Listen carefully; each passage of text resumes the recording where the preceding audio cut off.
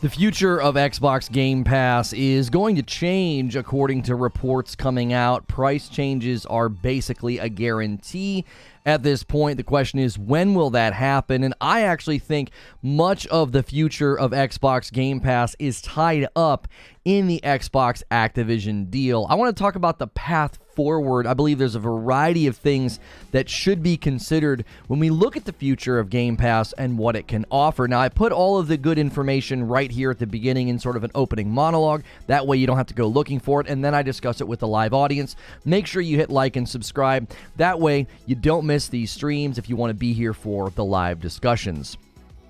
I want to talk about how I see Game Pass evolving over the next year or further than that due to recent comments about price increases with respect to the Xbox Activision deal potentially going through. Microsoft sort of pushing back on the idea that, yeah, the price is going to go up once we get it. Once we have things like Call of Duty, that's going to drive the price of Game Pass up, and they're sort of pushing back against that. I want to walk through what a price increase would look like, why it's inevitable, but I want to also talk about how the ABK deal is enormous with respect to Game Pass's future. Activision Blizzard King is a very, very big purchase that I believe will aid Microsoft in the future of evolving Game Pass beyond what it is right now. I also want to talk about Activision's history with Game Pass. Activision actually has a history with Game Pass, which I think will put the Activision deal in a new light for some people if you really consider what Microsoft is attempting to do.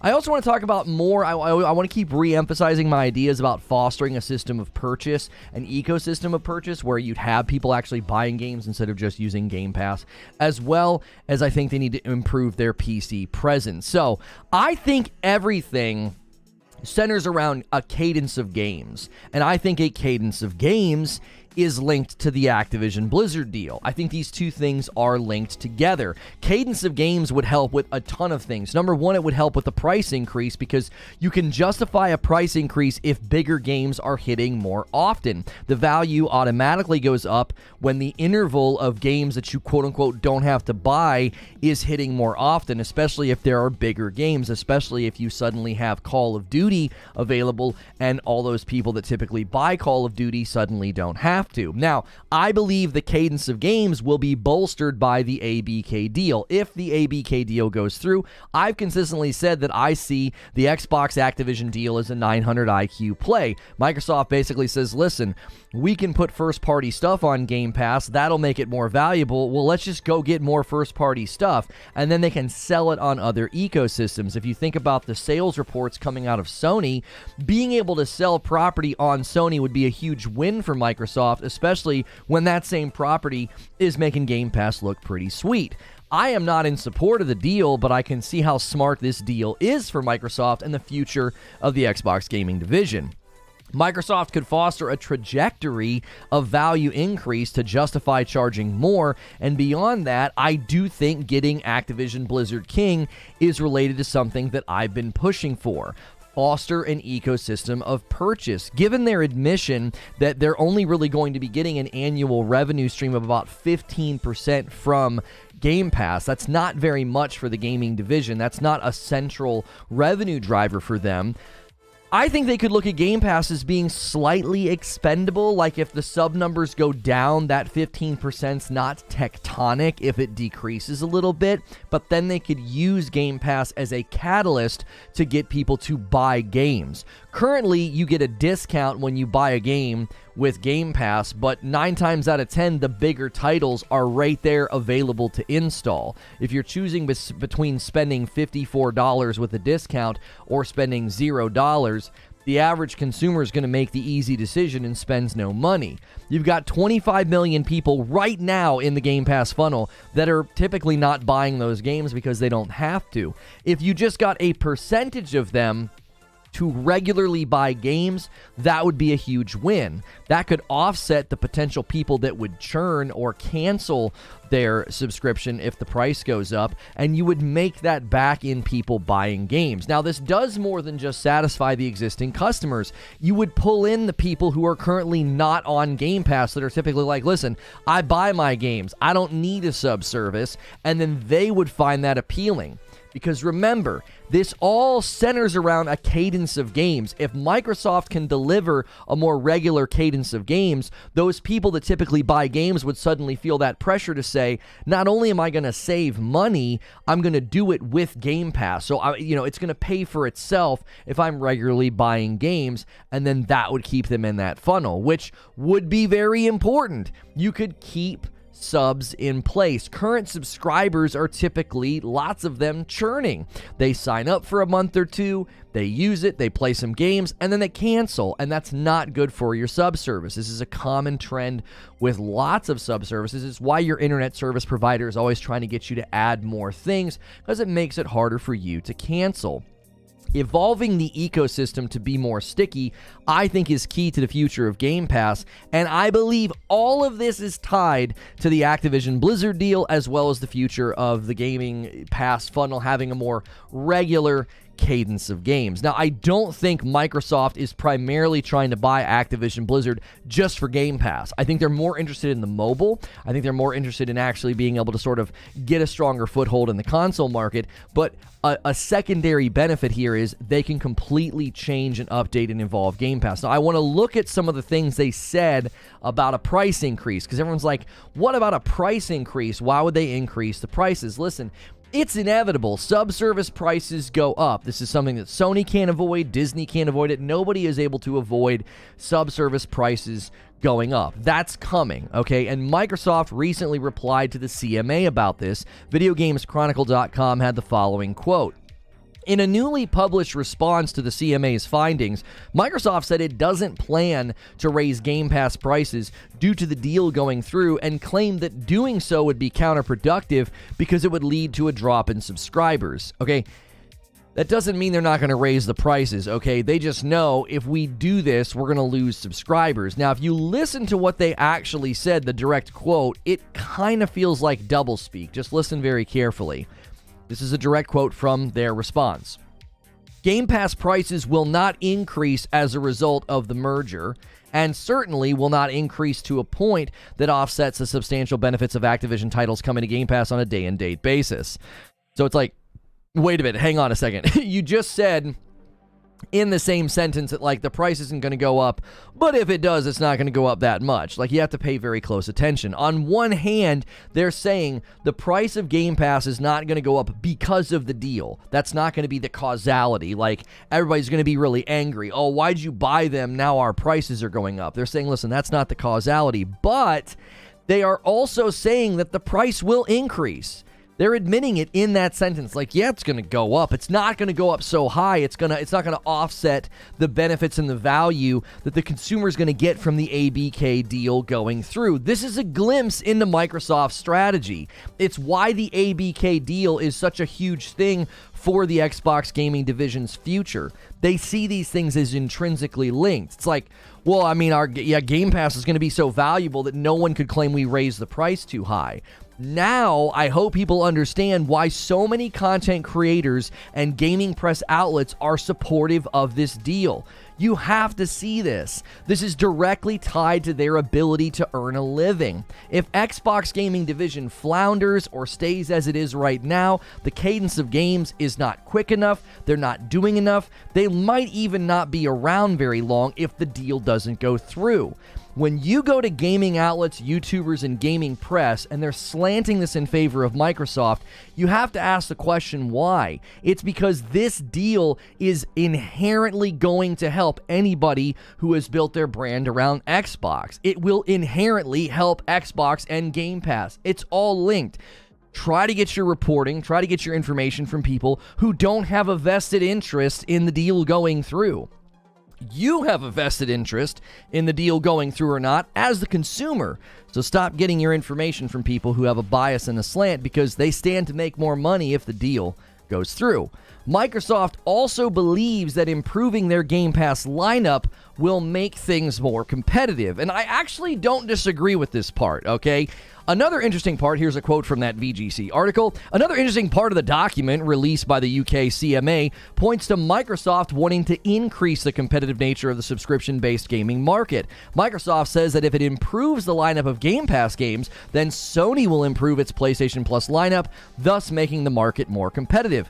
And I actually kind of agree with this. PS Plus Premium, I think, is great for trials if you're trying to play something as soon as it comes out. But I actually criticized Sony in my coverage in a recent video, and I said what they need to do in 2023. I said PS Plus value offering is all over the place. It's hard to understand through their UI. I don't necessarily think they offer enough games at a good interval. We do get good games every month, and I need to remember that PS Plus isn't really built for me. Right now, PS Plus seems to be a great value for anybody who's a late adopter to the PS5 ecosystem. That's a lot of people, okay? They're going to get a PS5, and PS Plus is going to be amazing for them, right? Horizon Forbidden West is on there. All these other games that they might not have gotten up to now because they've been waiting to get a PS5. Somebody like me, it's like, well, the game trials are great because I tend to try to ride the front of the wave. I want to play things as soon as they come out. But I think Microsoft is right here.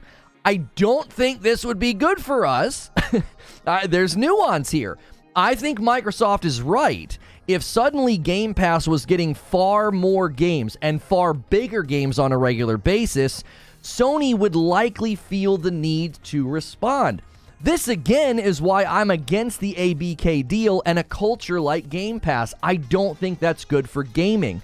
The devaluation of games by throwing them on a subservice and fostering an ecosystem of non-purchase is not good for game devs and the future of gaming.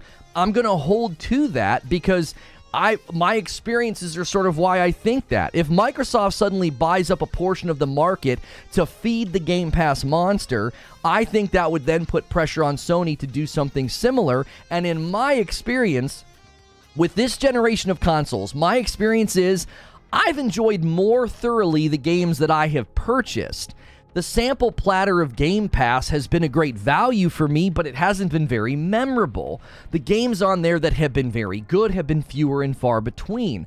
And I think that's a devaluation effect. I don't think you're going to get a consistent flow of amazing games. They're trying to buy games that are already in production to put on Game Pass. I don't think in the long term you're going to see the value and the quality of games go up when they're put on a subservice instead of being directly purchased. If the only way to change that environment is to drop massive titles on Game Pass, I'm worried about the future of those franchises. Think about the Netflix Season 2 effect. Netflix would throw a ton of money behind a show, it would get them a bunch of subscribers, and then Season 2 would not impact the subscriber numbers, and what would happen? They would cancel the show. So really big franchises being treated this way by a company the size of Microsoft, I find that to be worrying. I don't think that would be good for those games long term.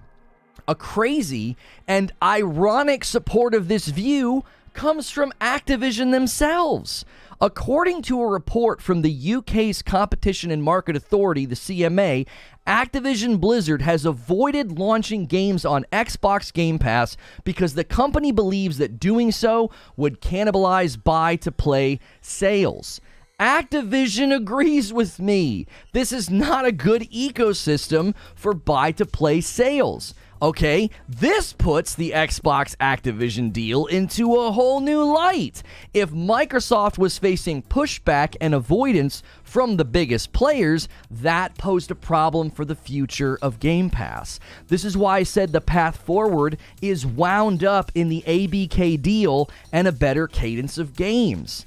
At the end of the day, it's clear that the future of Game Pass is tied tightly to the Xbox Activision deal and creating an ecosystem that's harder for folks to leave. So let me give you my thoughts and my conclusions. Number one, many of us that are against the ABK deal or have concerns about What a Game Pass culture will do to gaming, I think we see them as interrelated. It's concerning that we have seen similar behavior in the TV streaming industry, and it hasn't led to a more competitive market. We've seen good shows canceled, we've seen content shuffled around, and as subservices are forced to raise their prices, the real question is, when will they stop? Given the lack of competition and where you can go for certain content. I had somebody push back on my Disney and 21st Century Fox analogy. He's like, this is great, I get it all in one place. And I'm like, did you hear what you said? It's all in one place. That's not competitive. In a couple of years, if Disney's prices are significantly higher, where are you going to go to consume that content? You can't go anywhere else. As you said, it's all in one place. We've seen this sort of effect in TV and streaming environments. We've seen it with internet and cell phone providers. I think Game Pass is a great value, but I really want to see it evolve because I don't think its presence in the gaming market is good for the gaming market. If this happens with games, we will not feel the same way folks do right now about the deal or how great Game Pass currently feels. The second thing I want to say is, even if I don't want the deal to go through or see Game Pass as problematic to the economy of games, I can still see the brilliance in the plan that Microsoft's trying to do here. This is why I see the two pillars of Game Pass's future being the ABK deal and a cadence of games. It would empower Microsoft to do so much more with Game Pass than just shovel out indies or their own property. They could foster more game purchases and keep people from leaving so often. That's one of the primary threats, I think, to Game Pass being lucrative long term, is people use it just to play a game and then they cancel it. That churn and burn rate has to be terrible. So here's my conclusion. Game Pass, like any subservice, will not be able to stay the same forever. Certain games fit into the ecosystem like a glove, especially if they're properly monetized. The question the consumer has to ask is twofold. Is this good for me? And how long will it be good for me? I am hoping more and more folks see the long-term issues here and maybe change course, because the future of gaming may actually depend on it. And that is my open. That's my show open. I appreciate you guys being here. Thank you so much. I actually think this is an incredibly important discussion because we're seeing commentary from Microsoft on Game Pass. I think Game Pass in the market and the ABK deal, I think it's all interrelated, and I think it stands to influence the future of games. I think it stands to influence the future of how folks treat games and view games. Imagine a future where you can't even buy these games. They're only available on a subservice. That day is coming. That's exactly right. Like, that's where we're potentially headed, to where you can't buy it. You can't buy certain shows. You can't buy certain movies, right? You've got to go to subservices, because if you wall everything up, it's like, no, you want to watch that? You want to consume that? Yeah, it's over here. And I think that's a problem. That's not good for the consumer. Microsoft has 120 million active users and 25 million Game Pass subs. They're making a AAA game a month, and so you really think the 95 million other folks ain't buying games? Well, the 129 million active users is a fudged number. You're using Minecraft to claim that. Microsoft does not have 120 million active Xbox ecosystem users. That's bull, and you know that's bull, Mo. That's not true. 25 million active subs, yes, they're not given any reason to buy games. I'm actually talking about everybody else that's on the Xbox ecosystem being given reason to buy games, and you could actually use Game Pass as a catalyst to do that. That's why you see all the streaming services cutting back. They were concentrating on quantity for growth, but now realizing growth slows down eventually, they're concentrating on quality over quantity. What's good, Eric the Red? Right, like, in my mind, like, that is why you're seeing such a consolidation of the streaming services, because they realize we can't afford to just keep cranking out show after show after show after show. You could pivot your arguments by 1% and add consumer advocacy to your vocab, and it would be a great idea. Consumer advocacy? You sure about that? So Microsoft is lying? Mo, Microsoft doesn't have that many Xboxes in circulation. 120 million? They haven't sold that many Xboxes, okay?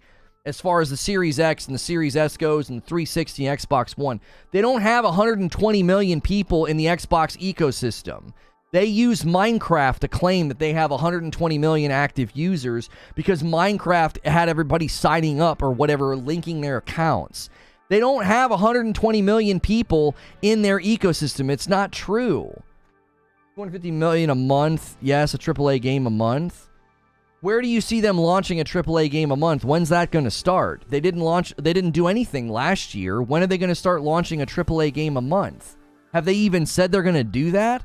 I believe they could do that if they get ABK. That's what I'm saying. Like, if you had a regular cadence of games, you're agreeing with me at some level. I said, listen, if you had a regular cadence of games, you'd have a really, really good way of getting people in your ecosystem on a regular basis. So it's a lie? I'm not saying it's a lie. It's a fudged number. It's super easy. Here, let's get some coffee orders in. Who's going to order some coffee? Let's get some members going. We're still in a great spot with the member count. So gift some members. Let's get the member goal started for the day.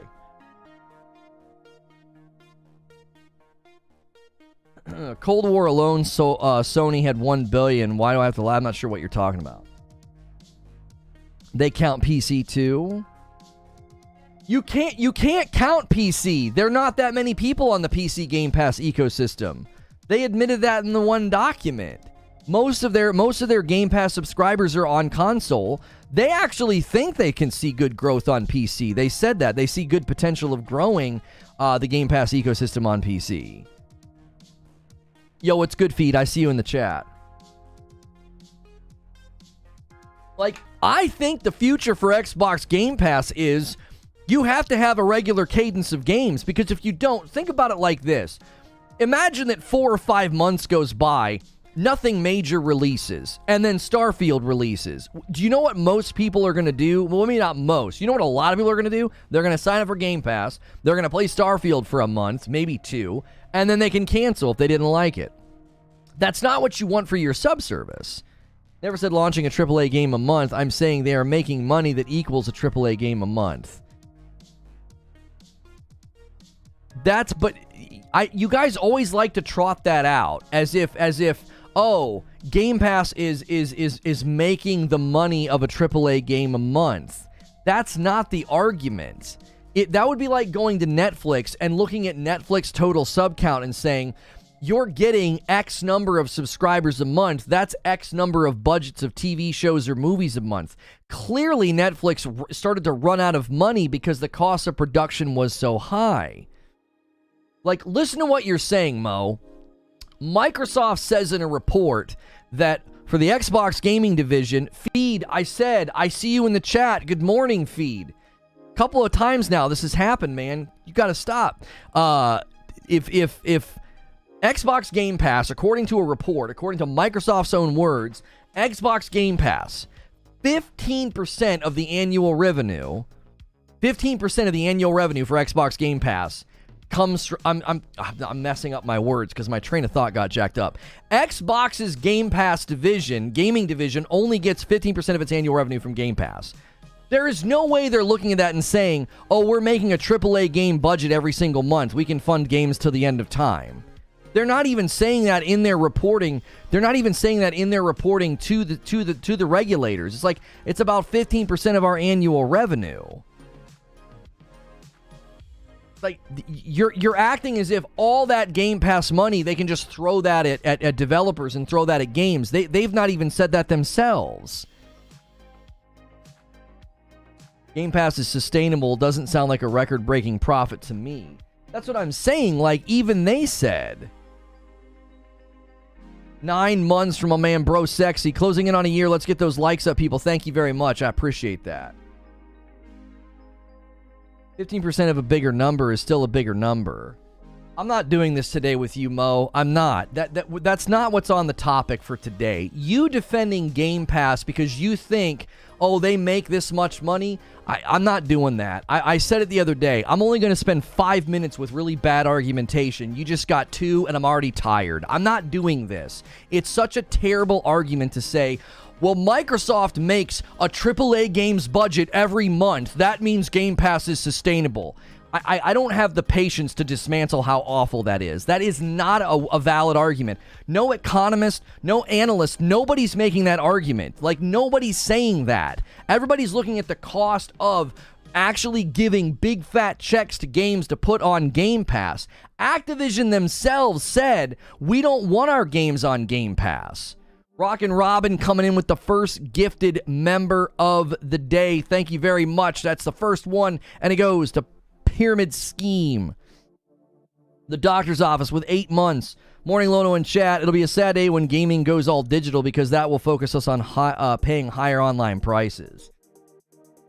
The ROI for ZeniMax and ABK for Mo's argument would be 30 years. That's why it's such a silly argument. Like, that's not how this works. You can't look at Game Pass's monthly revenue generation and say, oh, they're totally fine. I took $25 million and I multiplied it by $10. Therefore, Microsoft makes enough money to keep this sustainable. They bought ABK. They're trying to buy ABK for $70 billion, and they bought Bethesda for what, $6 or $7 billion? I can never remember the number. Was it like they really like landing? Was it under 8? I can never remember what Bethesda's was. Yo, what's good, 1030 Media Group? 6 months of membership. Welcome back. Do you think Microsoft will slowly move closer to what Sony is doing with PS Plus? They didn't put it in handouts because it wasn't part of their plan as an independent. It starts with devs standing up and saying no, but they look at the check with that Microsoft's writes and they cave. Those are the people who say that Game Pass will pay for the ABK acquisition in a couple of years. Oh my gosh. Yo, 23 months from Creature, son of a mother, red badge, I'm coming for you. Thank you, Creature. Thank you, Creature. It was $7 billion for Bethesda. I always forget. It's like, it's $70 billion. We're basically rounding up, right? $70 billion for ABK, and then it was $7 billion for Bethesda. Again, today's topic is about, listen, I think Game Pass, if they can increase the cadence of games, they will get more subscribers, and they could literally use Game Pass to get people to buy more games. Because currently, I don't think Game Pass does that. Currently, I think Game Pass motivates people to not even stay on the subservice. You use the subservice to play games for basically, what, $10? When they become part of Microsoft, doesn't matter what Activision wants, they have no say. Right, that's exactly part of my discussion, Mo. You're not catching. I connected some dots. Like, listen to this. One of the things that I've been concerned about is Game Pass will have a devaluation effect on the way people see games, because people are like, oh, I don't have to pay for games. Activision literally said in one of the reports of the CMA, it became known Activision Blizzard was avoiding Game Pass because they believed it would cannibalize buy-to-play sales. You don't think that is part of why the ABK deal's happening? Yo, 5 gifted members. Quintar, so generous. This man is gifting all of the time. Who wants to compete with this guy? Every day he's gifting. You have to see the ABK deal in light of that. Microsoft likely didn't get avoided by just Activision. There were likely pretty big companies that were like, no, we don't want our game over there. We sell games, brother. Like, what are you doing? There was the CEO of Take-Two that spoke out against subscription services like this not being good. There was somebody from Devolver Digital that spoke out against it. And then you got Activision Blizzard actively saying, we don't want to go on Game Pass. So Microsoft brilliantly says, we'll just buy you then. If you don't, listen, if this check's not good enough, we'll write a bigger one, and then you'll be ours. And then we'll just be able to put our content on there because it'll be our content. Microsoft isn't worried about buy-to-play, but they should be worried about buy-to-play. Revenue models across the board are showing that buy-to-play is incredibly lucrative. Why do you think nobody else is doing this? Why isn't Steam doing a subservice? Right? They're not doing a subservice. Nintendo's subservice is so you can play all their classic games. And then they weave it into games like Nintendo, what was it, Switch Sports or whatever. Activision went to them. Okay, Activision went to Microsoft, but Microsoft was also actively looking to acquire companies. You think that Microsoft was just like, we're not interested, convince us? Activision went to them. It was a mutually beneficial discussion. Not only that, it could have come from some of the discussions about, hey, we'd love to put some of your games on Game Pass. We don't want to be on Game Pass. That'll hurt buy-to-play sales. Also, we don't know when they said that, Mo. When Activision was against putting games on Game Pass, we don't know at what stage that took place. That could have been before Activision Blizzard was in like a bad state. And they're like, we need to get purchased. This is ridiculous. We're looking really bad out there in the market. We need somebody to buy us up. This isn't going to go over very well. Like, but that has no bearing on the fact that like Activision Blizzard traditionally was like, we don't want to be on Game Pass. Minch Tree with 18 months and it's a VIP. It's like Game Pass was a quick cash grab. They avoided putting AAA titles on the service while still reaping the monthly subs. Now AAA titles are coming and they raise prices. Creature thinks that the Starfield delay is directly linked to Game Pass and the price. He thinks that. And what Minch Tree just said is something to consider. You think it's a coincidence that all of 2022, virtually no big titles hit Game Pass? And this year, they're shuffling 2 of their biggest titles into the second half of 2023, Forza Motorsport and Starfield. You don't think that's related to Game Pass and Game Pass price? I think it's related. The more I'm more and more convinced now of Creature's position. It's like, well, yeah, they didn't want to put these big titles on there, and not only that, they're raising the prices. If you want to just straight up buy Redfall or buy Starfield, they're $70 this year. They weren't going to be on any service. It was probably back when Game Pass first started. No, it was not probably back when Game Pass first started, because the CMA report was about Microsoft's findings that it was cannibalistic on sales, and then they referenced the fact that Activision Blizzard also avoided launching games on Game Pass because the company believes it would cannibalize buy-to-play. You can't just conveniently push everything to safe places so that Game Pass looks good. Like, don't do that. That's so biased. Like, Microsoft basically admits that Game Pass is having a cannibalistic effect on sales. And in that report, we learn that even Activision themselves were like, yeah, we avoid Game Pass. We believe it goes against buy-to-play. And then we're going into this year and we're hearing remarks made about Game Pass price is going to go up. Oh, but it's not going to go up beyond what we get. It's not going to offset the value if the ABK deal goes through. It's all tied together. Fable is basically canceled? I don't think Fable is basically canceled. We haven't seen anything official on that. All we've seen are rumors. They're also putting Redfall on Game Pass and offer a paid upgrade for the premium version of the game. Yeah, I think we're going to see more and more of that. That's something that I've called for. Let people buy the game at a discount and play it a week early. I get that part of what they said, all sub-services, not just Game Pass. No, they didn't say all sub-services. No, that's not what the report said. They already said prices were going up.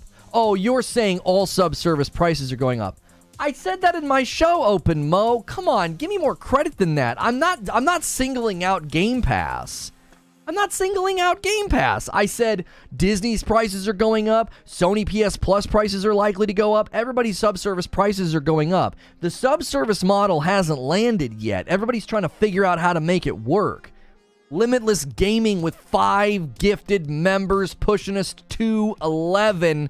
You guys, YouTube's being weird. If you get a membership, you need to get into our Discord, because last week we had 2 member streams and a bunch of people saw them. Over the weekend, I did 2 streams with my wife where we played through The Devil in Me, and I can look at the impressions. YouTube didn't show it to any of you. So it's like, you guys unlock these incentives and we do these fun things, and then you don't see them. And it's like, what in the world? Like, I go from thousands of people seeing certain member streams to like 200.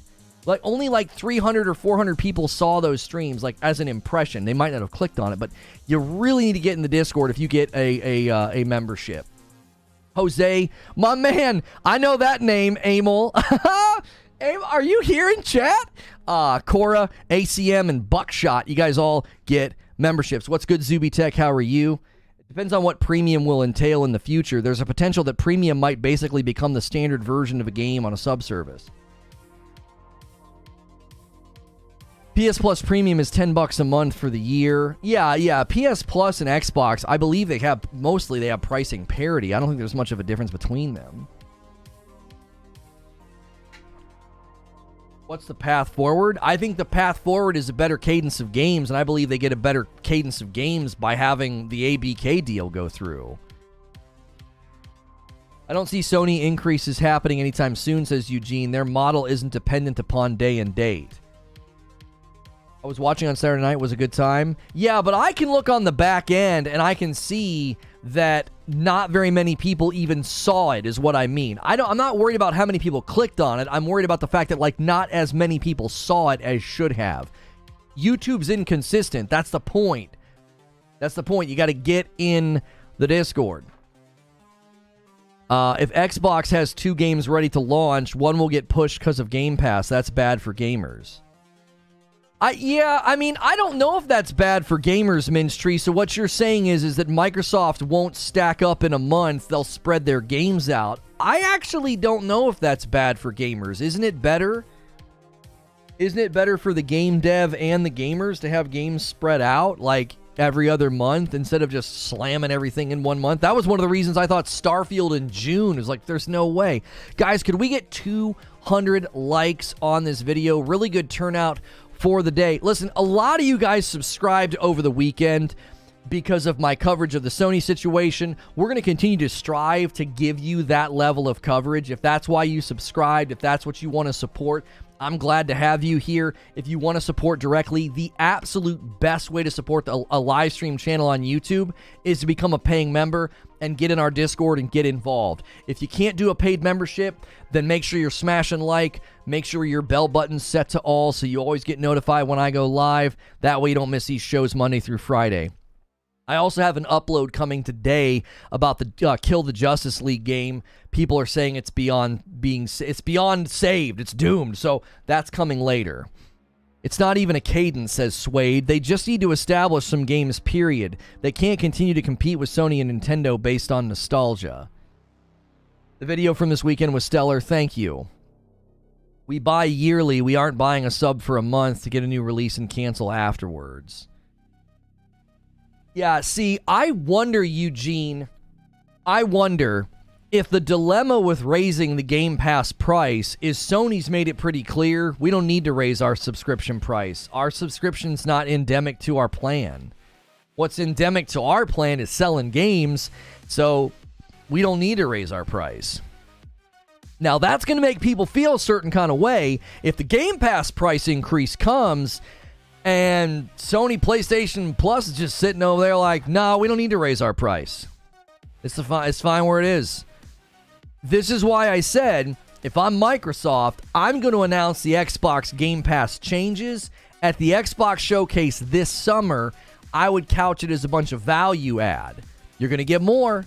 We're going to do more. We're going to give you more. And you do that with the price increase as well. Like, so that way it feels like, yeah, the price is going up, but we're going to do right by our consumer. We're going to give you more value. It's a one-time payment of $120 and not $10 a month. I'm not sure what you're debating. If the deal doesn't go through, Sony will still have a lot of money, even though it will go through. Sony will have to pay a lot of money. I'm not sure what you're trying to say, Cloud Giant. Game Pass is a better service, though. That's a matter of subjection. Like, if you think it's a better service, that's true for you. Somebody else might look at Game Pass and say, that's not worth a dime to me. There are people right now that don't even sign up for it because they're like, there's nothing on there that I'm interested in. It depends on who the gamer is. You can't blanketedly say it's better. There could be people that look at... Think about it like this. Imagine that you just got your mitts on a PlayStation 5. You just finally got one, and you've been holding off on buying a lot of games. PlayStation Plus is amazing for you. It's amazing for you. You literally, and see, this is where it's subjective. That person's going to get more value out of PlayStation Plus than I would. Why? I bought all the games and played them as soon as they came out. So the PS Plus doesn't do anything for me right now outside of the game trials on PS Plus Premium. Do you see? So it's up to the gamer. Like, if you look at Game Pass and you're like, dude, it's so amazing. It's the best deal in gaming. That's perfect for you. But I might look at it and think differently. I pay for Game Pass Ultimate, and I don't even use it that often. But they get me because I'm lazy. It's too much trouble for me to cancel it and sign up for it every other month. It's like, I go to do a video, I go to do a stream, I go to do something fun with my kiddos or my wife, and I just like being able to go to Game Pass and install games. So they don't get me because of value, they get me because I'm lazy. That's just something that, man, returning an item, my wife gets so mad at me about this. Do you guys ever want to return an item to get your money back, like, and it's an online order, and you're like, what a headache. It's not a headache. You print the label and drive to the store. But that's me. Like, you'll totally get one over on me. I'm that consumer. I'm that lazy consumer. Yeah, Horizon Forbidden West is on there right now. That's my point. Is like, if you're a late adopter to the PS5 ecosystem, PS Plus is more valuable to you than it is to me. Same thing with Game Pass. You might look at Xbox Game Pass and say, this is the best deal in gaming, and somebody else looks at it and says, no. The new games coming every month's not appealing. You have to answer the question, what games, Jason? What games? And list them all. That's not valuable to everyone. You have to see that, right? You have to see that I could pull up Xbox Game Pass right now and be like, hey, look at all these brand new games they've added. And I could go, not interested, not interested, not interested. So where's the value for me? If you can't see that Xbox Game Pass's value is subjective to the consumer, I can't help you. That's basic fact. Like, that's not an opinion. It's not universally better. Stating that it's universally better sounds like PR propaganda spin. Like, what do you work for Microsoft? Why do you need to say it's the best deal in gaming? It's the best deal in gaming for you. It's not the best deal in gaming for everybody. Do you understand what I'm saying? I'm not slamming it. I'm saying it's subjective to the user. I'm the guy who skipped the PlayStation 3 and 4, so my PS5 is amazing. I have a bunch of great games to catch up on. Exactly. So the difference between parkour and a hardcore PlayStation guy is parkour is getting way more value out of the PS Plus subscription. Some guy that's been on PlayStation since day one and's bought every single game might think differently. I really should cancel my Game Pass. I never use it, and I pay for it every month. Yeah, I've been doing the same thing, J-Stock. Meanwhile, PS Plus Premium is only $5 more a month, and I'm already paying. It's all subjective value. Yeah, because I've paid for PS Plus Premium all this time, and I use the game trials maybe every 2 months, right? That's why they set it up the way that they do. That's not really a matter of discussion, right? Like, people are going to leave themselves in subscription funnels. We do it all the time. It's like, that's why they don't like adjusting the price. Because when they adjust the price, they suddenly remind you that you still have it. I said that the other day, right? Somebody's like, oh my gosh, we still have Netflix, babe. Like, because you get the email about the price increase. Like, we've not watched Netflix in 7 months. And then you cancel. Not only do you cancel because you're reminded that you have it and you don't use it, you cancel because the price is going up. Big O with 15 months. Game Pass was a good value for me when I first got my Series S. Now I haven't touched my S since I got my PS5. Right, everybody's in different places. Is there a difference between that's a good deal and total savings versus what's a good value based on the individual consumer? Yes. There is a difference there, even though they're interrelated, Russell. So the good value based on the individual consumer is directly related to the total savings. What's it saving me if I wouldn't have bought the games anyway because I'm not interested in them? Right? If you say, hey, I have this subscription, it's amazing. What do I get? You get jelly. Well, I don't buy jelly. I don't like jelly. Are you kidding me? Look how much money you're going to save. I'll save even more money by not buying your jelly subscription. Do you see? Like, the savings is directly related to the subjective value that the consumer perceives, because they're not saving money if they never would have bought the games to begin with. Yo, Po Buddies Nerfic with 6 months of membership. Welcome back in. That's half a year. Guys, make sure we're smashing the like button and doing all of the things. We spiked up, and there's a ton of people here. It's an easy way to support the channel. I'm happy Legend of Dragon comes out on PS Plus. Right, and that's a game that I have no interest in. Unless Game Pass gets integrated into YouTube Premium or Netflix, I'm out. Yeah, I mean, I could see...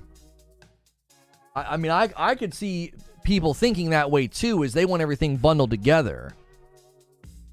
Good old Jelly of the Month Club. It's the gift that keeps on giving all year round, Clark.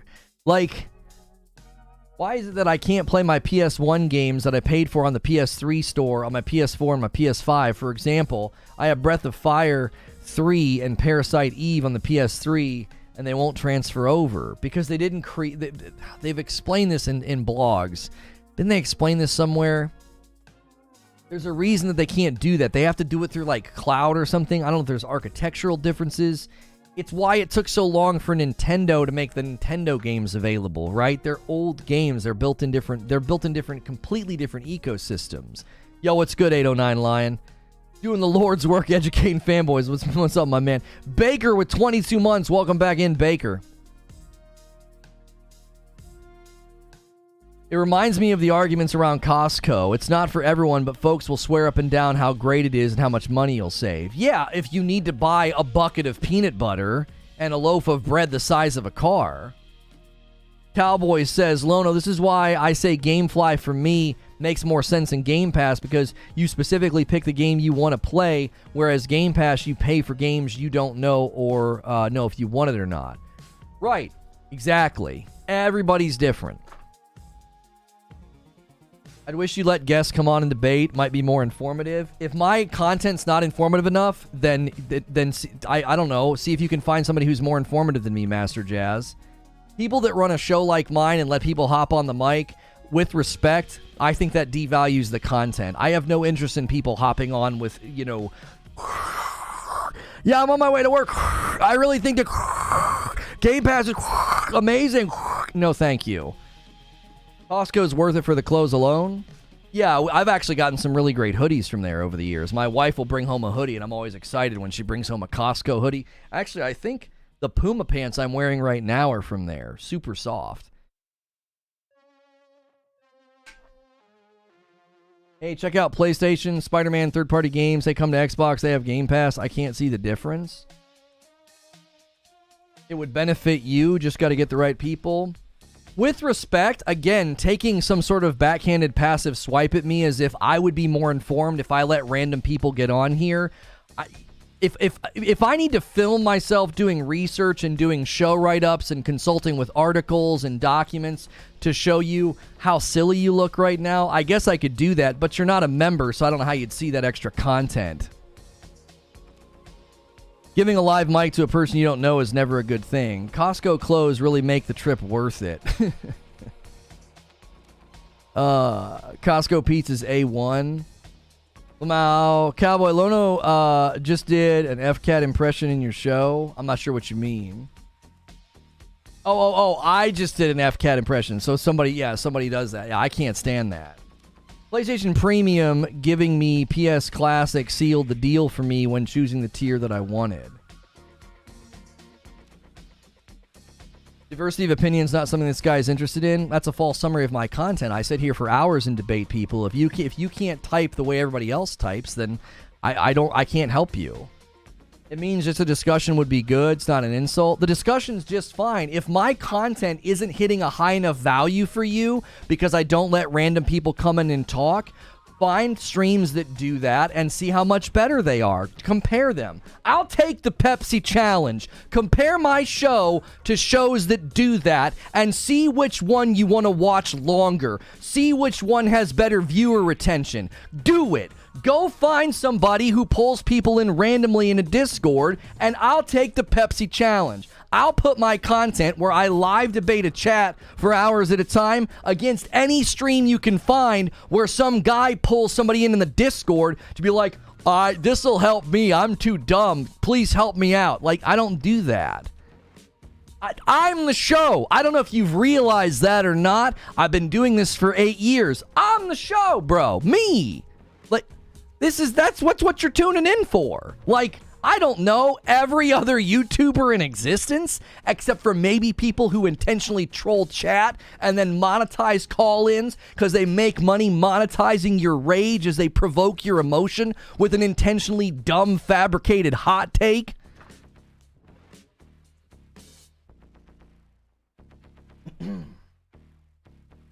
I don't mind allowing random people to join my shows, but once my show gets as big as Lono, it probably won't be good to let people join live. Maybe, maybe not. Listen, if you grow an audience that loves that, great. That's not what I've grown an audience with. I've not grown an audience doing that. Everybody's different. Everybody's content's different.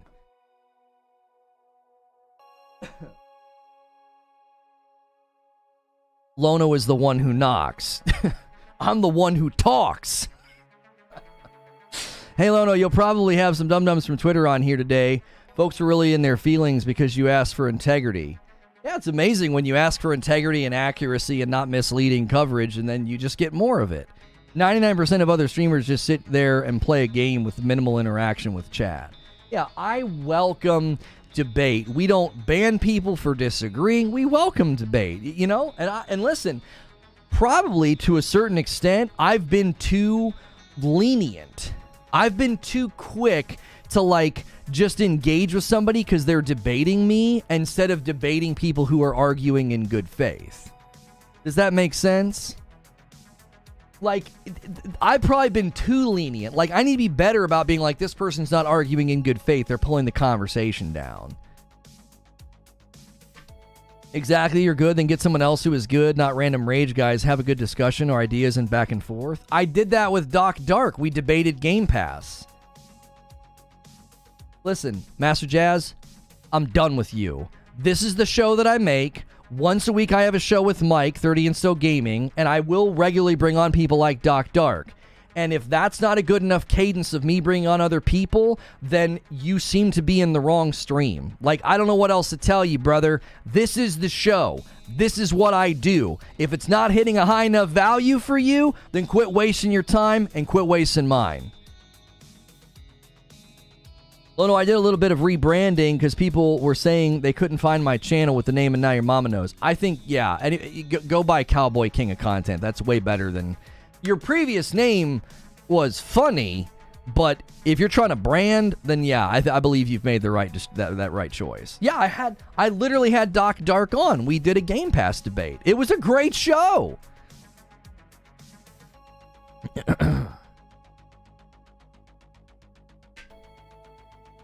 It was a great show. Why are we discussing how someone makes content? Maddie, isn't that interesting? Isn't it interesting that the same people come in here and do that?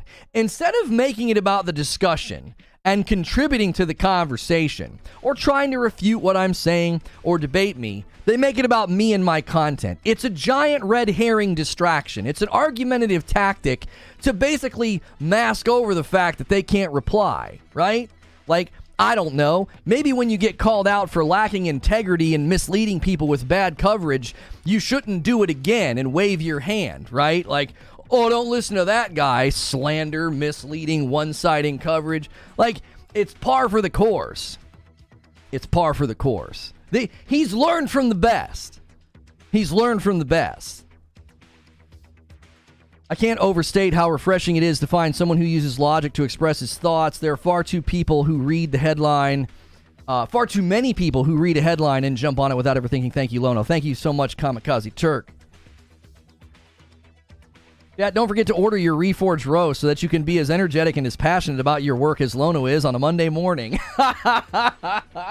My man Parasito. We are running a sale right now on Reforge Roast. Go grab the triple threat. It's all three of our flavors. If you use code March Madness, you can get the triple threat for $45. That's an amazing deal. That includes our holiday blend, which is our most popular blend. Yeah, daylight savings. Yeah.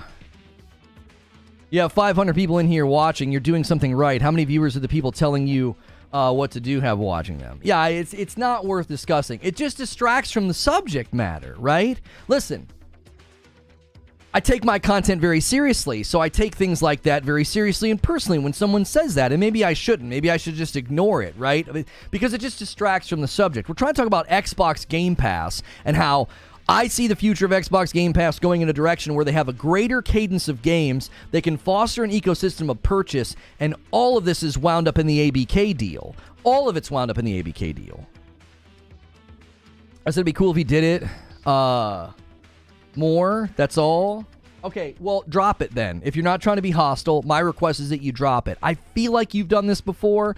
I feel like you've come in and made suggestions like this before. It just feels like a passive way to act as if the show's not good enough, to act as if the show is lacking, right? Because I don't believe that's fair. I believe you're recouching what you said.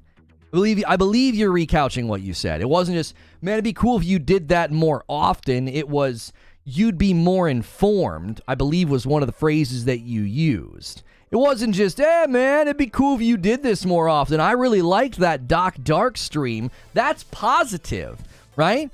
That's not, right? That's not critical. It's not critical. That's positive. Kale coming in with 9 months of membership. Thanks so much for being here, Kale. Good morning, Lono in chat. Glad you're doing well, by the way, man. After everything, it's nice to see you doing well again. Thank you, Matty O. Blubber. Bro, the problem is that you stand for something and they want you to be submissive to how they want you to do your own content. Keep being you, bro. I appreciate that. Listen, if there's one thing the weekend taught me, it's number one, you can't scare me or make me go quiet. And number two, you have no power. Like, if that's going to be the way that people respond, I've been doing this a really long time. And a hit dog barks. I know this, okay? If you throw a rock out there in the dark because you're worried there's a dog in your garden and you hear the dog bark, it means you hit the dog, right? A hit dog barks. And if you're gonna criticize someone or disagree with their position or claim that they're doing something and they're gonna lash out, they're gonna insult, and they're gonna attack you, a hit dog barks. Eugene says, oh, here's the quote. I wish you'd let guests come on and debate you. Might be more informative. I mean, it would benefit you. Right. That's negative, man. That's negative. You're saying I'd be better. I'd be more informed. Matasbo with 16 months. Welcome back in. Welcome back in. Hey, I created an alt account to say this after being blocked. It's not a fair debate in this format. You selectively cherry-pick weak arguments to counter and ignore comments that you don't have answers for. He's on to me, Chad. He's on to me. I was under the illusion that this was a fair fight. I've conceded many, many times it's not a fair fight because I can talk very, very quickly and I have a microphone. But this is the world we live in. If you're not good enough to use the YouTube chat to debate me, that's on you, right? Sounds like a skill issue, chat. Get good, brother. There's no skill-based matchmaking in my stream, bro, okay? You don't get any skill-based matchmaking here. It's me and it's you, and that's it. And when you come here and you want to step in the ring, I've given people too much time. I've given them 45 minutes. I've given them an hour, and I probably shouldn't have, right? Come in here and admit to ban evasion. You just cherry pick. Listen, the other day, I actually got probably too deep in the trenches with 3 different people. I read everything they said. I debated every point they put out there. Yeah, thank you, JC, somebody I disagree with on the regular. He says, I don't think he cherry picks arguments. I usually have the whole chat against me, but he's fair in his assessments usually. Don't usually agree, but he's fair. I greatly appreciate you saying that, JC. JC is one of the people I went round and round with the other day. And he's in here telling you, he's like, he doesn't cherry pick, he's fair. We argued the other day for 45 minutes. See? I actually really appreciate that. That's very kind of you to come in and I disagree with this guy all the time. He's fair. That speaks volumes right there. That speaks volumes. Because me and JC go into the ring once a day and just punch at each other for Probably too long. I should probably only give him about 15 minutes sometimes. We get to about 45 minutes and people are like, really, bro? Come on. There's more of us here. Eugene says, I'm on blanking mobile. I don't want to hear about disadvantage. You see how much I type, screenshot, research, etc. during a stream? Get out of here with the disadvantages. Cowboy King of Content says, Lono, I let random people come on my shows, and sometimes it does more harm than good. While I love it, but I think you have a good show going, and this is why you don't need to have people jump on. Yeah, I would say, Cowboy, like, you could probably even start curating people and people that you trust and people that you know could come on and aren't going to do that. Yeah. Just say something mean, we need balance. But you never pick my conversation. I do the best that I can. I do. Oh, what did the guy say? I watched a really great YouTube video over the weekend, and the guy quoted somebody, and he says, do for one what you wish you could do for all. And I thought, I love that. I love that because that's what I try to do. That's what I try to do with YouTube chat. I try to grab a couple of people and you know, let's get in a boxing match because I'm trying to do for one what I wish I could do for every single one of you. It would be amazing. I am a verbose conversationalist. I love talking. I love having debates. I love having conversations. Like, I wish we could 100% do that. Like, just back and forth with every single person. But we're limited by the venue. I'm not going to bend my stream to your desires. I'm going to do what's best, I think, in the moment. Lono often steelman other people's arguments. Steelman? Is that the opposite of straw man? Lono always gives people time and space to type and debated me for over an hour, and he had the good grace to admit Lost Ark is pay to win. It was truly a lovely day. Oh my gosh. As the classic British-American war over revisionist history continues, Hilly has once again modified the history books. That is simply not true. You lost the war, Hilly. You just love to argue, be honest. Creature said that the other day. He's like, I want to make friends. He's like, you love to fight. He's like, that's just what you like to do. And I was like, well, yeah, so? Yeah, I love to fight. I do. It's why I'm still here. It's why I'm still here, because I love to fight. You can't kick me. You can't crush me. You can't knock me down, right? I'm like a weeble wobble. Like, I love to fight.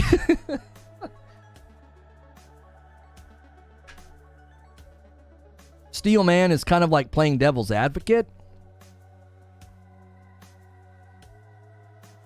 No, I've not talked about his interview. I don't really talk about that guy's coverage. I don't talk about people's coverage who are if I don't think their coverage has integrity or honesty, if they have a pattern of being dishonest, I don't talk about their stuff. I'm not sure why people can't be happy. It's okay to agree to disagree. Instead, we're stuck in a time where you better agree with me or else. Lono's awesome due to the agree to disagree. I like that Lono debates he debates people, either a member or not. He doesn't ignore them, whereas 99% of the other hosts do. Yeah, let me just say this. I want to get back to the discussion, but let me just say one more thing. Have you guys ever noticed that you don't have to super chat me to get a response? Have you ever noticed that? You don't have to super chat me to get a response, and I'm not going to sit here and throw shade at other YouTubers that do it. That's great. If they foster that environment, holy crap, good for them. It probably makes for a great paycheck. But you don't have to do that here. You don't even have to be a member here.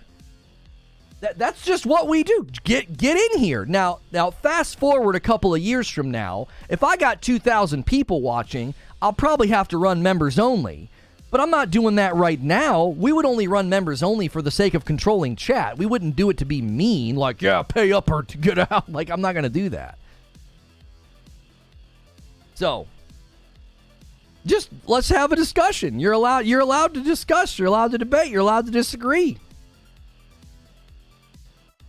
Creature says, I throw shade at some of my closest friends who do that. Yeah, Creature knows YouTubers that do that, and he gives them crap about it. He thinks it's low-life activity. I'm like, don't hate the player. Don't hate the player, baby. Hate the game. If he's sitting there like just printing money, reading super chats, how am I going to fault the man? How am I going to fault the man? Lono is the only streamer I know that answers regular chat. As a viewer, I feel respected that I don't have to super chat to get an answer from you. That's right. No more atmospheric rivers. Atmospheric rivers? What? Yeah, Master Jazz isn't a member. All right, listen. Let's get things back on track. I don't know why all of a sudden let's get things back on track. Like, I don't know why I'm clapping my hands. Anyways, let's get things back on track. I almost ended that sentence with Tisha. I don't even know who that is, but it almost came out. Anyway, listen.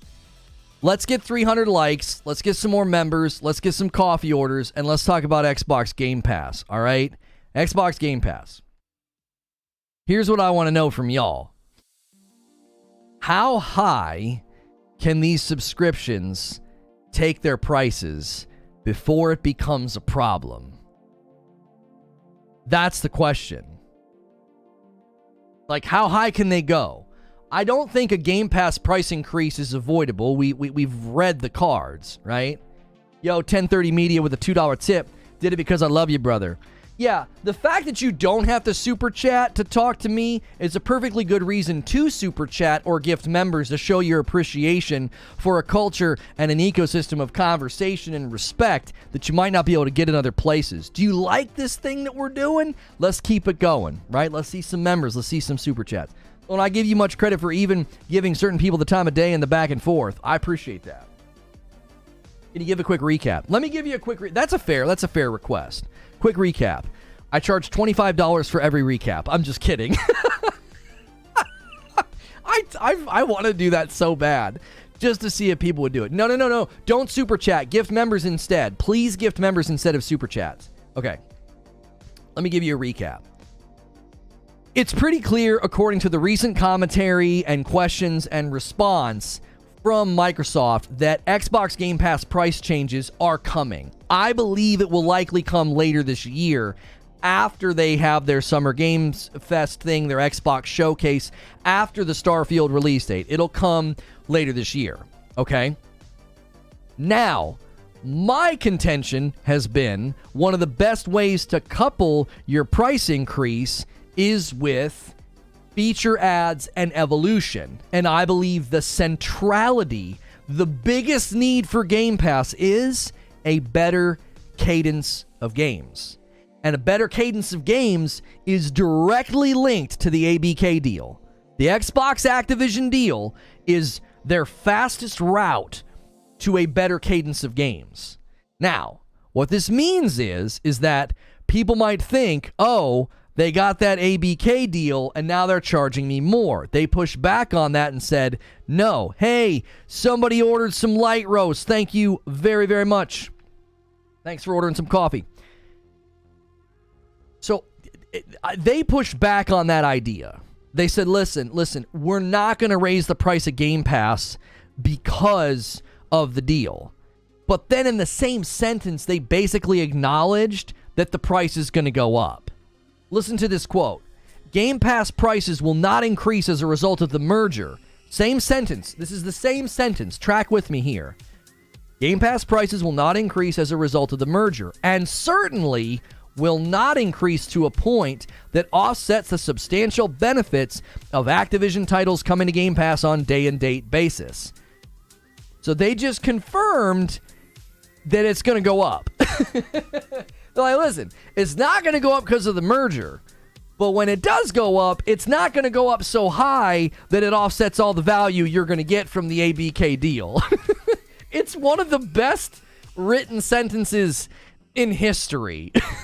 It's so good. It's like, we're not going to raise the price because of the deal, but even if we were to raise the price, it's not going to go up any higher than the value that you're going to get when the ABK deal goes through.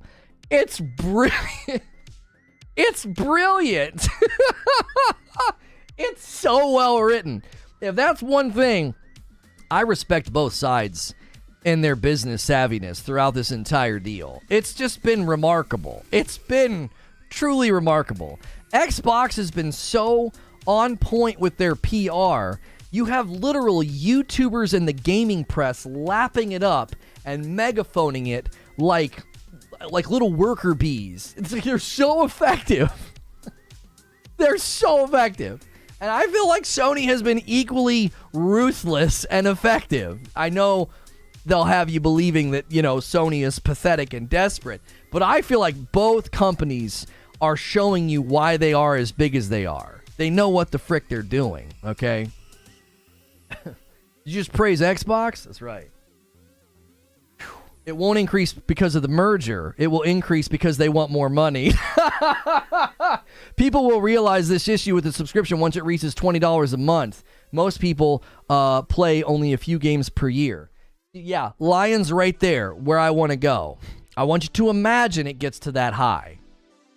$20 for single login, $50 for 3 family members. Right. Let's say it gets to that high, man. $20 a month. It's like, what? That's double what it is now. Right. But think about this. Think about this. If it gets to that high of a price, but you're getting a big game like every other month, you're going to have a really hard time justifying canceling. You're just going to stay on there. Also consider, this is an idea I've continued to throw out there. They already give you a discount with Game Pass when you buy a game, right? It's already there. What if it also gave you early access? We debated this the other day. I don't want to debate this. I don't want to debate this. I'm just restating it, and I want to move on. I don't want to frickin' redo that show, but I think that would motivate both existing subscribers as well as people who don't have Game Pass to stay in the funnel and buy games. You're gonna get both. You're gonna get both types of consumers. You're gonna get both revenue streams. That's something I've thrown out there. I swear to frick, if they do that, I'm going to look like such a dadgum genius.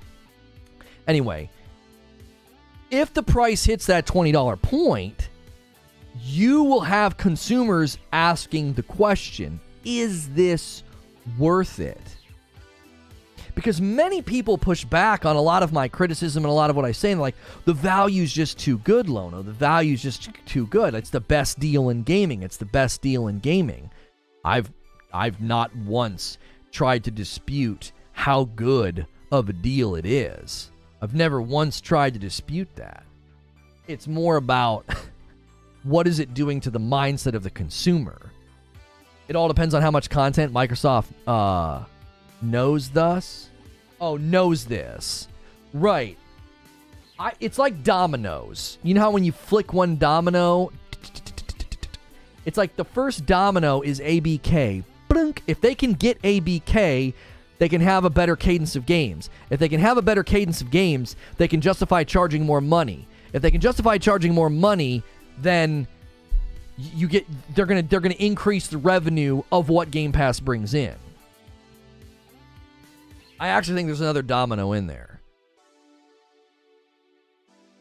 Which one did I miss?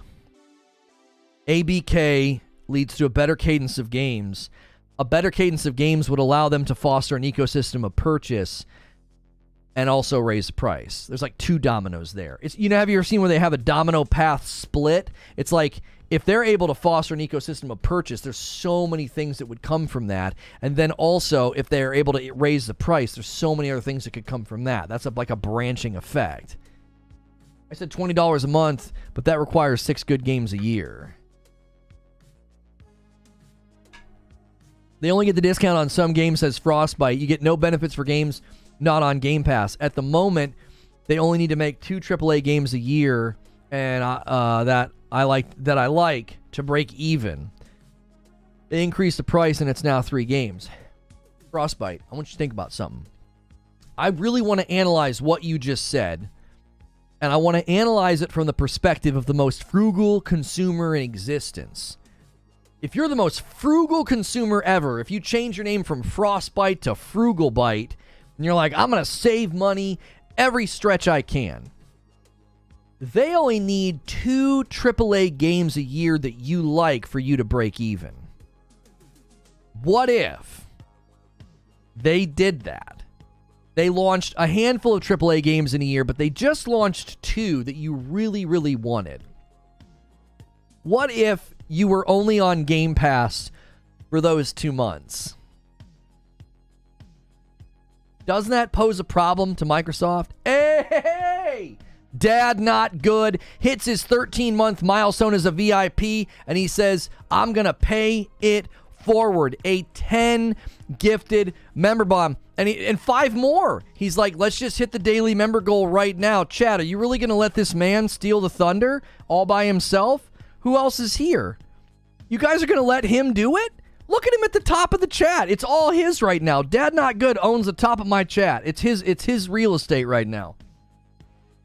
Scott Dove, Meadow Pixie, Galliant, Andrew Myers, Ghost Dragon, Joe First, Lucas Hobbs, JC Destiny, Super Real, Ghostly Abra, Bernard Miller, Karina, Cryptic Viper, Mr. Hall, Dream, ACH2. You guys all got a gifted member. Guys, YouTube did a great job, and then they stopped doing it. If you want to see my members' content, get into the members-only Discord. I think I'm even going to start putting videos in there to motivate you to get in there. Dad Not Good deserves the thunder. Abe says, I'm good. He got it.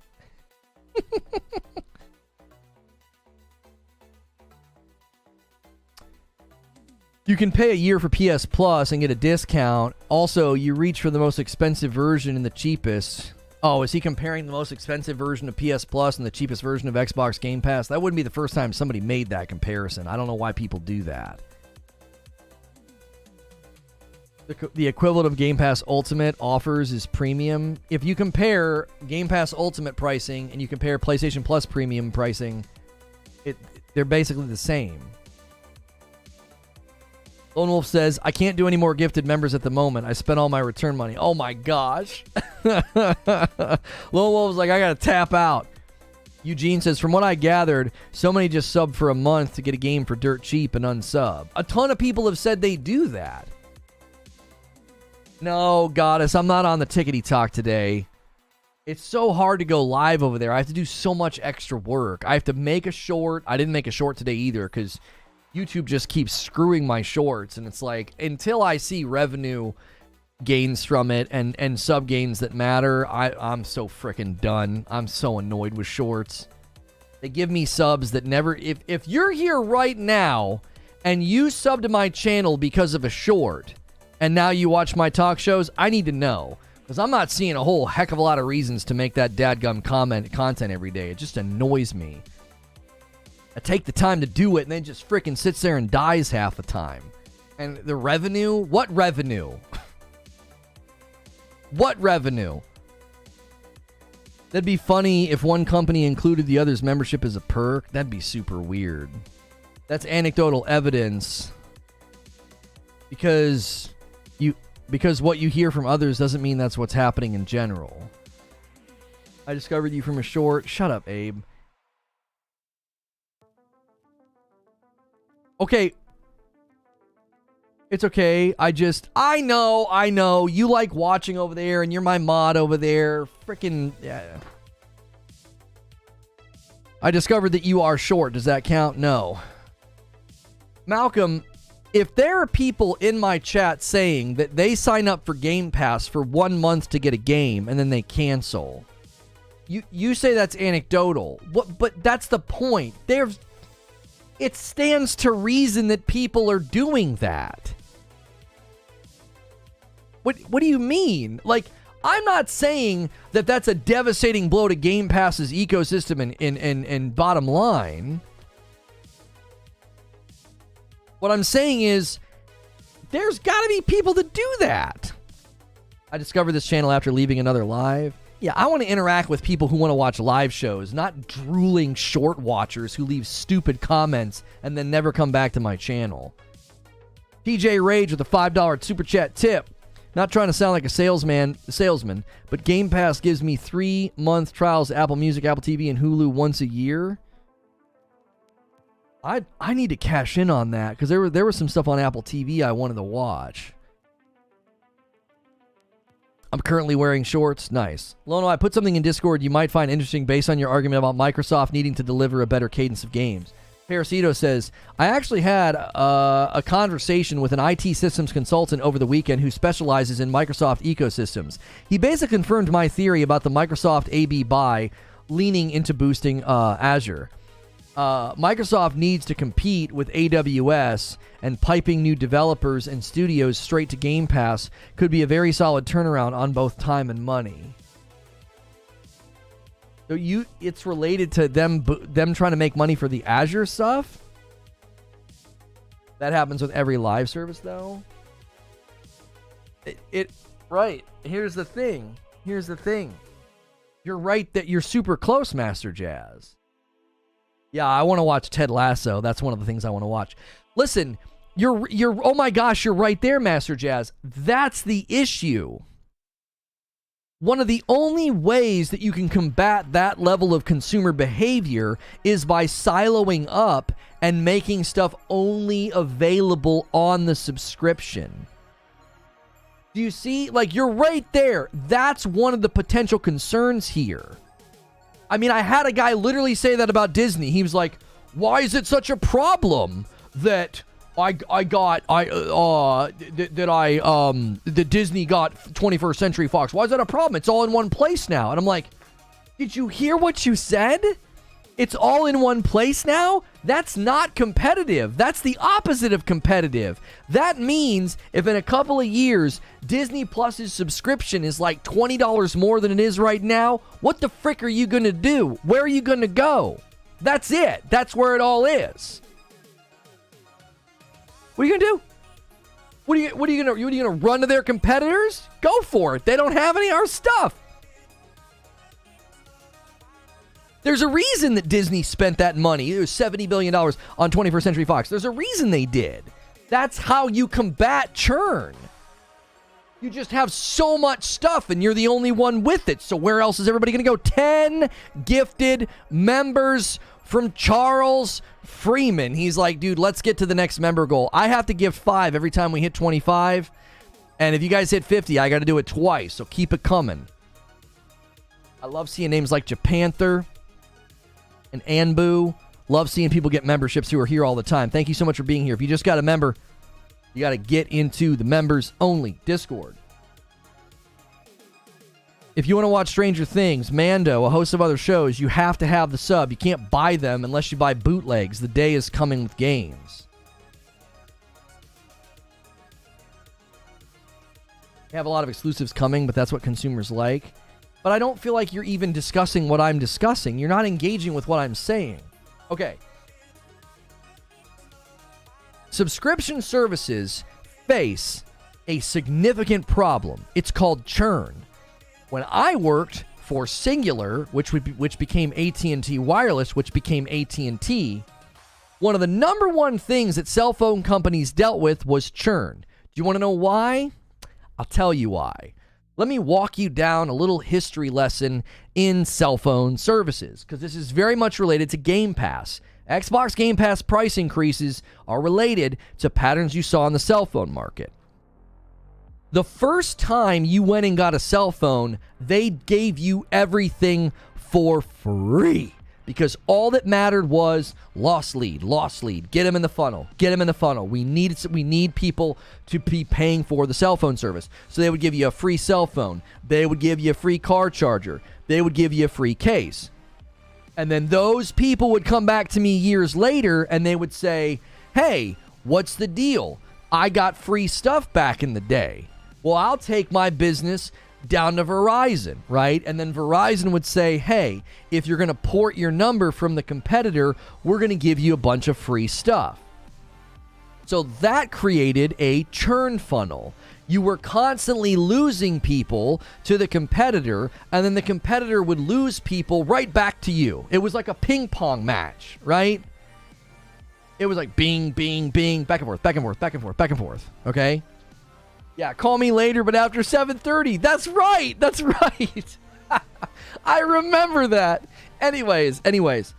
So what did cell phone companies do to combat churn? They consolidated. You go whoop, and you make yourself enormous. So then, what are you going to do? You going to leave AT&T? There's Verizon. And that's basically it. You got two players. They gobbled every company up to combat consumer behavior. Right? So if they're going to combat that consumer behavior by going like this, and then being like this, the TV companies are doing the same thing. Disney's doing the same thing. The best way to combat churn, the best way to combat that consumer behavior is to silo, and wall it up. Wall it up. SARS. And then you raise the prices. So if you look at what cell phone companies did in the wake of consolidation, they raised prices. Because where are you going to go? Do you think it's a coincidence that cell phone plan prices are like mirror images of each other? Man, this AT&T brochure looks an awful lot like this Verizon brochure. It's basically the same packages. Game Pass and Microsoft and Xbox, they're looking at how do you combat consumer behavior that constantly churns and leaves. The consumer's not doing anything wrong, by the way. They're not. The consumer's doing exactly what they're supposed to do. You're getting the best deal. You're getting the best deal. Because you're going and saying, hey, I can do Game Pass this month, and then I get all these great benefits. And then I could do Game Pass this month and get all these great benefits. And you just keep jumping in and out. You just keep jumping in and out, right? A great way to make that really hard for you to do is they gobble up as much as they can and they put it all in Game Pass. So if you leave Game Pass, look at everything you're losing. If they have this regular cadence of games, you might as well just stay in the funnel. If the funnel is full of bigger games, bigger, more expensive, a higher quality games, right? That's better for you, isn't it? That's going to keep you in the funnel. So you can see Microsoft's strategy, Xbox's strategy with Game Pass is quite literally, we can combat churn by inflating up like a puffer fish, and then it's going to be a lot harder for you to leave. Keep in mind, one of the things that has frustrated people with what TV companies have done is it's all in one place. I can't buy it. I can't rent it. That's the only place I can watch that show. That's the only place I can watch that movie. Imagine if games do that. Imagine if games do that. What will that do to everything you're thinking right now? Because we all thought it was great.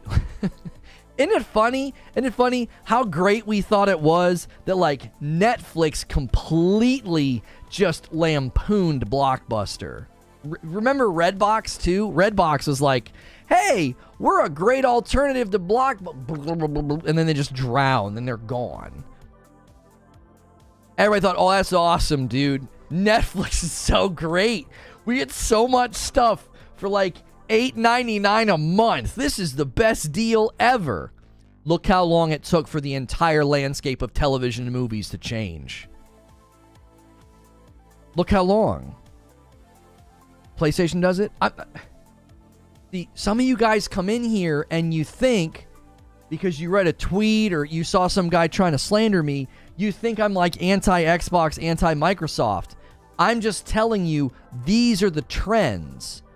This is what happens when companies attempt to combat churn. They attempt to combat consumer behavior that's bad for their bottom line. I'm not saying anything bad about Microsoft or Xbox.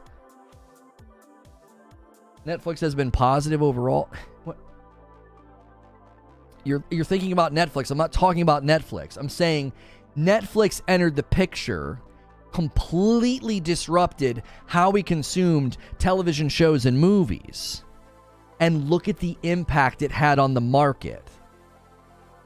Cable, let's cut cable cutting, right? Because now you got Netflix, you got Hulu, you got Paramount Plus, you got Disney Plus, you got Amazon Prime, you got HBO Go. And if you get everything, go and do it. Do a little experiment. Go subscribe to every service to equal what you used to get from your cable package, right? Add it all up so that way you have all the stuff that you used to have, all the subscriptions that you used to have. And look at how much money you're saving. You're not saving any money. It's all been siloed up, it's all been paywalled, and if you want it all, it costs, right? Now, there are good and bad things there. One of the great things currently about the TV industry and the streaming industry is I only pay for what I need, and I can constantly bounce around. Just you wait. Just you wait. How do you think they're going to combat that churn behavior? How did the cell phone industry combat that churn behavior? They gobbled each other up, and they siloed up. So what do you think is going to happen to Hulu? What do you think is going to happen to Netflix? What do you think is going to happen to any of the smaller streaming players? They're going to be, the same thing's going to happen. That's how they're going to combat churn. So if you look at Microsoft, you look at Xbox Game Pass, and you think Xbox Game Pass price increases are coming, well, that's a similar, that's like the first reverberation that hits. That's the first thing. The month to month is nice. It is nice, sure. There's good and bad. But we're not even done. We've not even gone through the true evolution of TV show and movie viewership. You guys have to understand something. We're in the middle of the evolutionary steps. It's not done yet. You act like where we are right now is where we'll be in 10 years. Hulu's owned by Disney. It's only a matter of time before they'll probably just funnel that under Disney Plus, maybe, or maybe Hulu's meant to be like like Disney's Cricket. I don't know. They might do that. That's another thing that's happened in the cell phone industry is the really, really big cell phone companies end up launching like smaller cell phone companies. Disney and Hulu can't come in the same package, right? You can do the bundle thing there too. You have to understand. This isn't where it's going to stay. Listen, track with this instead. Could we get 300 likes on the video? Holy moly, we have a lot of people here. I don't know where y'all came from. The viewership today has been stellar. I hope you've enjoyed the show. If you've enjoyed the show, the name of the show is Reforge Gaming. We got some attention over the weekend because of my Sony coverage. If you're looking for good, safe for work coverage that is, I do my absolute best to not make it slanted, bias-laden nonsense. If you like it, make sure you're subscribed to the channel. Make sure you have that bell button turned on, and make sure you're pressing that like button. Those all help the video find more people. And if you want to support directly, the best way to support a channel like this and to keep this show going is to become a paying member. That little $sign at the bottom of the chat will help you do that. Oh, let me come at it from this angle. Look how fast TV and movie subscriptions changed. Like that. How long has it been? How long has it been? What between 5 and 10 years, and we've blinked and the entire industry has changed. Which means in another 5 to 10 years, similar changes will take place. Okay?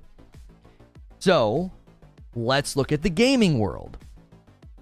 The gaming economy is exploding, like leaps and bounds. So much money, so many potential, funnels of revenue. So, similar things are going to happen. We're going to blink, and in 5 to 10 years, everything's going to be completely different. It's one of the reasons why I think Microsoft keeps focusing on 10-year commitments, because I think they have a 10-year plan. ABK deal goes through, Microsoft's 10-year plan will start immediately.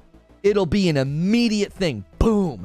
Game Pass will get new terminologies, new pricing structures, new value offers, new features, right? Everything will change the minute the ink is dry on that contract. It'll be very, very fast. And in 10 years, we're going to blink and it's going to be like, oh my gosh, they're marketing the PS6 and whatever Xbox decides to do next with hardware, which they might lean away from hardware and lean purely into having the Xbox gaming ecosystem on like televisions, cloud, mobile devices, PC, etc. So you don't even need a box in your living room anymore. They might do that. And if that happens and they go the route that other subscription services are seeming to go, I don't think as the consumer you're going to be happy with the results. I think you're going to be annoyed. Well, I gobbled all this stuff up and I can only have access through a subscription and the price is so much higher than it used to be. I miss the era when I could just buy games. That's a potential outcome. That's a potential outcome.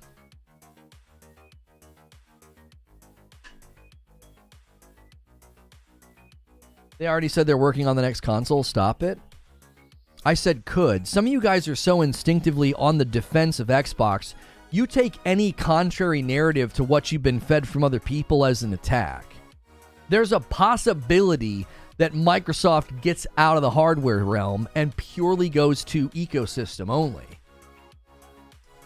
That's a possibility. What's good, MJ Talks? I just said it was a possibility. You don't have to get so defensive. Like some of you guys, I'm telling you, you just need to realize you're not in some battleground. Like you go and gobble up all your Xbox talking points and you come here and it's like, I say anything counter to that and you feel like you have to defend Microsoft. Like I'm not on the attack right now.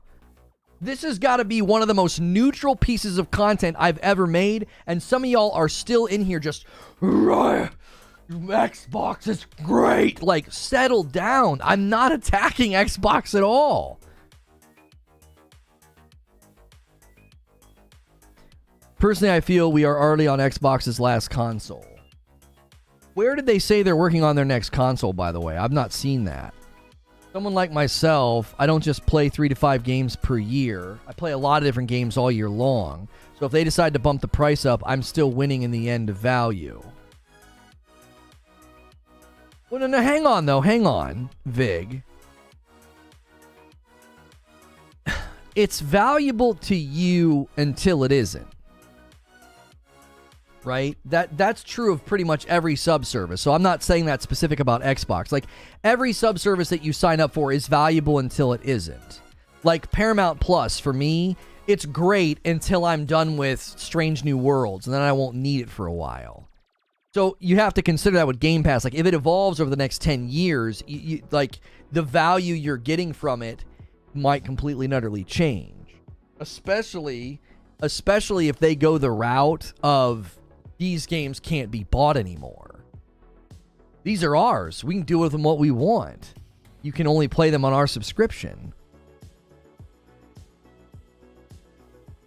The year when cloud gaming, a first-person shooter, is undistinguishable from a disc game is the moment I believe they leave the hardware behind. I think that's the biggest barrier, Jake. I don't believe that Microsoft is going to get out of the console game. I think they're going to make one more console. The biggest hurdle for them leveraging cloud gaming to no longer need local hardware in your house, the biggest dilemma for them is the infrastructure of the internet. It's just so behind. It's not fast enough. It's not reliable enough. If everybody had fiber, that's a different conversation. That's a different conversation. If you think about it, it all started in 1997 with Netflix. Then in 2008, Hulu was born. And I think from 2008 forward is when the TV industry really started to slowly mold into what we see today. So it's been about 15 years to get to this point with TV.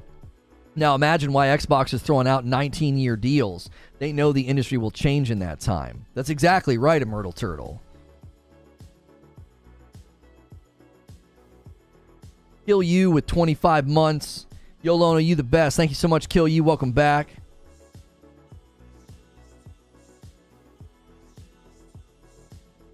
Okay, but where did they say that, Malcolm? Where did Microsoft say they're already working on their next console? Where did they say that? I've not seen that anywhere. The only thing I've seen recently is that they're talking more about the PlayStation 6 than the PlayStation 5 Pro. There are people that doubt we're going to get a mid-gen PlayStation because we're seeing more evidence of a PlayStation 6 than a PlayStation 5 Pro. A $5 tip from Maxwell. Watch for my non-super chat comment in the chat because it's very important for people to understand the whole entertainment industry. Where is it, Maxwell? I'm scrolling and I don't see it. Are you going to make another... he might be making another comment, maybe. Why would they do that? This is so speculative. It's fear-mongering now. Lono, it's no way you can even speculate Microsoft wouldn't let you buy your games. I'm not speculating in fear-mongering. Stop projecting propagandistic terms on me. You go watch the Drooling Xbox guys if you want to do that. I don't give table that here, all right? Guys like you, Mike, you're about to get walked out the door because you sully my content with just frivolous debates.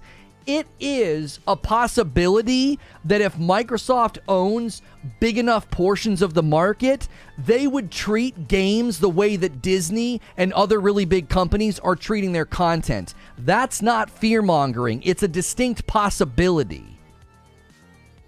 It's a distinct possibility. Phil Spencer said it, I believe, 2 years back. So you're correcting me with facts, and you can't even vet where it came from. This is 100% assumption. No, an assumption is when you assume something's going to happen. I haven't assumed something's going to happen. I'm saying it's a possibility. That's all I'm saying. Like I said, some of you guys are so sensitive. You can't even take a speculation without taking it personal, and your Xbox diaper gets twisted, your fifis get activated, and you're in... Oh, it's fear-mongering. That's fear-mongering. That's 100% assumption. What are you so scared of? What are you so scared of? What? Games and movies are different? Really? Games and movies are different. You feel like it's not quite 60 FPS? Huh. I think you're right. Yeah, there's something going on with it. Hang on. That is kind of weird. Oh, I wonder if it's because it's not set to the appropriate resolution. Hang on a minute, chat. Hang on a minute, chat.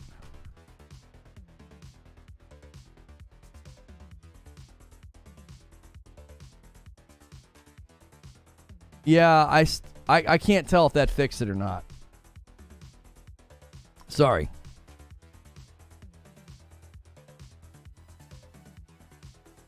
I just worry about it if Xbox and Sony do new systems and they get away from the disc version.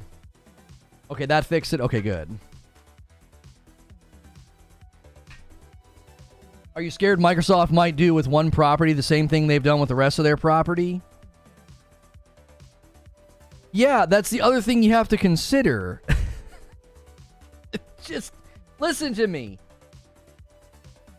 Listen to me. Listen to me, chat. Look at the way software is going. Look at the way that software is going. Adobe Creative Suite. Microsoft Office. Huh. Man. It's not hard to draw a straight line between Adobe Creative Suite, Microsoft Office, video games. Lono, I posted a comment. Maxwell, thank you for the $2 tip. Let me see where it is.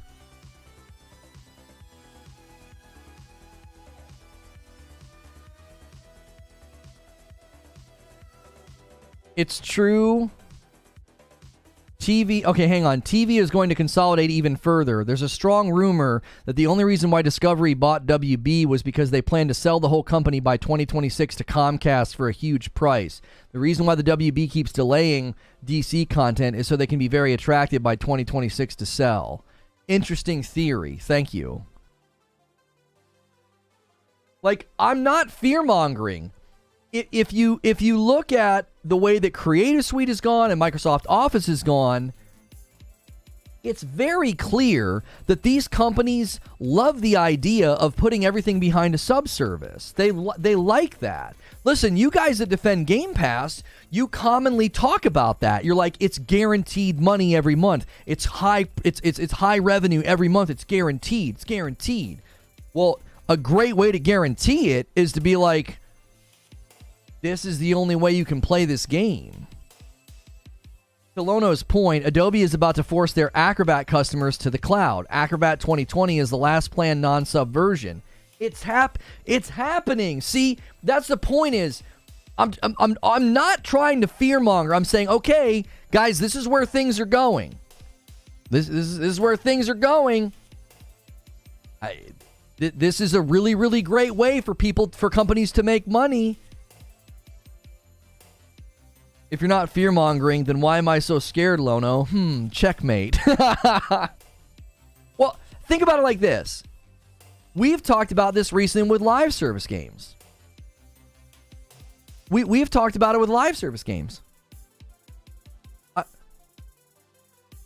You got to make money ongoing, don't you? The projects are too big. The budgets are too big.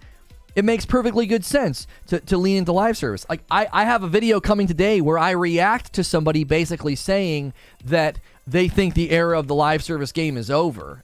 And I'm like, no, it's not. No, it is not. It's just getting started, baby. It's just getting started. And beyond that, we've not even looked into the potential of, sub-services starting to infect, like MMOs and stuff. Like, for the longest time, consoles and console markets have been very, very resistant to sub-services on certain specific games. Well, what's a great way to get people to do it? Well, you do it with Game Pass instead. That's a great way to get people to do a sub-service.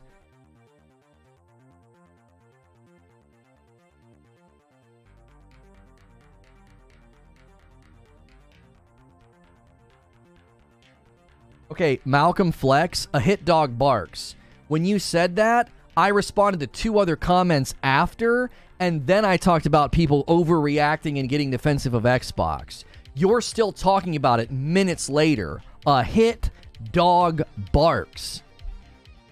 Let it go, bro. I made a silly, offhanded comedic remark about how defensive people were getting because I read your remark where you told me to stop, and when I asked you where the fact came from, couldn't cite it. That's just a common theme with some of y'all. You boldly state something. Where'd you hear that? I don't know. I think Phil Spencer said it 2 years ago. Wow, where'd all that boldness go? Fear-mongering would be like 12 more movie tie-in Lego games announced. Lots of software, says Suede in the members-only Discord. Lots of software has gone to subscription-based licenses. We deal with this as a ton at work. Too many companies would buy software and not pay maintenance or upgrade. The software companies were missing out on revenue and are combating this by switching to sub-based licensing. I saw that apparently maybe Sony have acquired CD Projekt Red.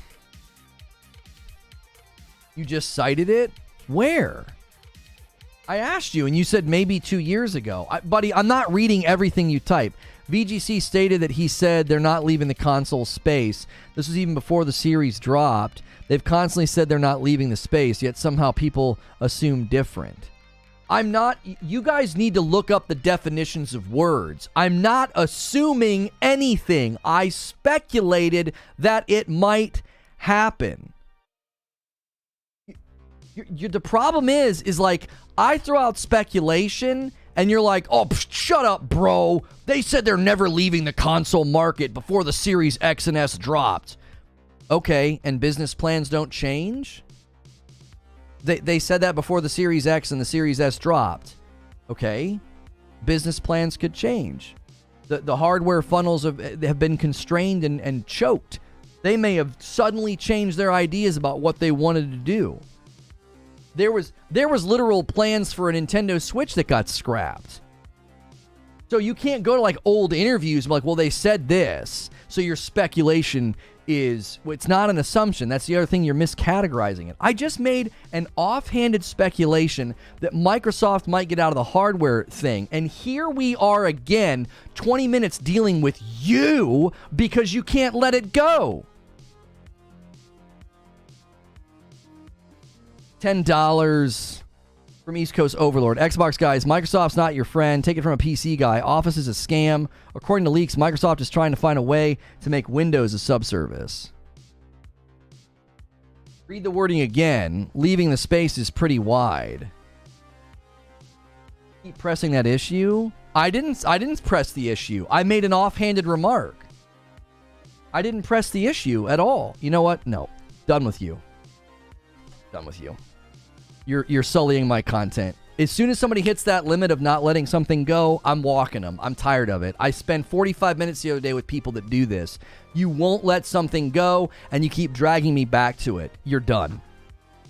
You're done. It's not because you're disagreeing with me. It's because you're a distraction, and you're a degradation of my content. Rumbleverse, Knockout City, Babylon's Fall, Splitgate are a few I can remember that are on their way out. Splitgate's not on its way out. And pointing to Battle Royale games is proof of nothing. It's proof of nothing. Like, this is the problem with the live service debate. People point to bad games or Battle Royales to prove their case. Sony is building 12 live service games over the next 3 to 4 years. Live service games are not on their way out. You can't point to bad games or failed BRs to prove your point. Number one, it's a significant cherry pick. There are so many successful live service games. There are so many successful live service games. Words are hard. Thank you, Mr. Hall, for the $2 tip. Splitgate got funding and they're working on the next game. And pointing like Rumbleverse and other failed Battle Royales, that doesn't prove anything.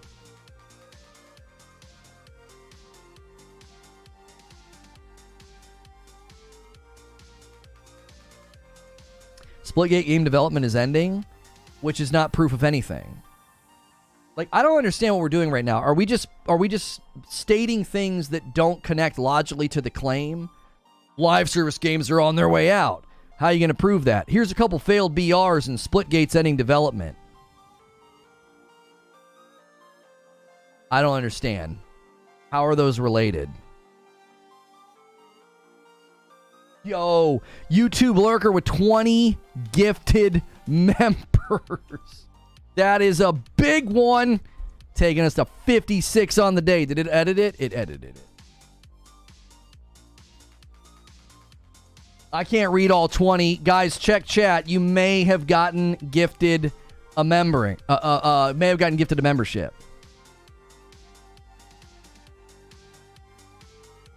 Here's to continued improving content. Thank you.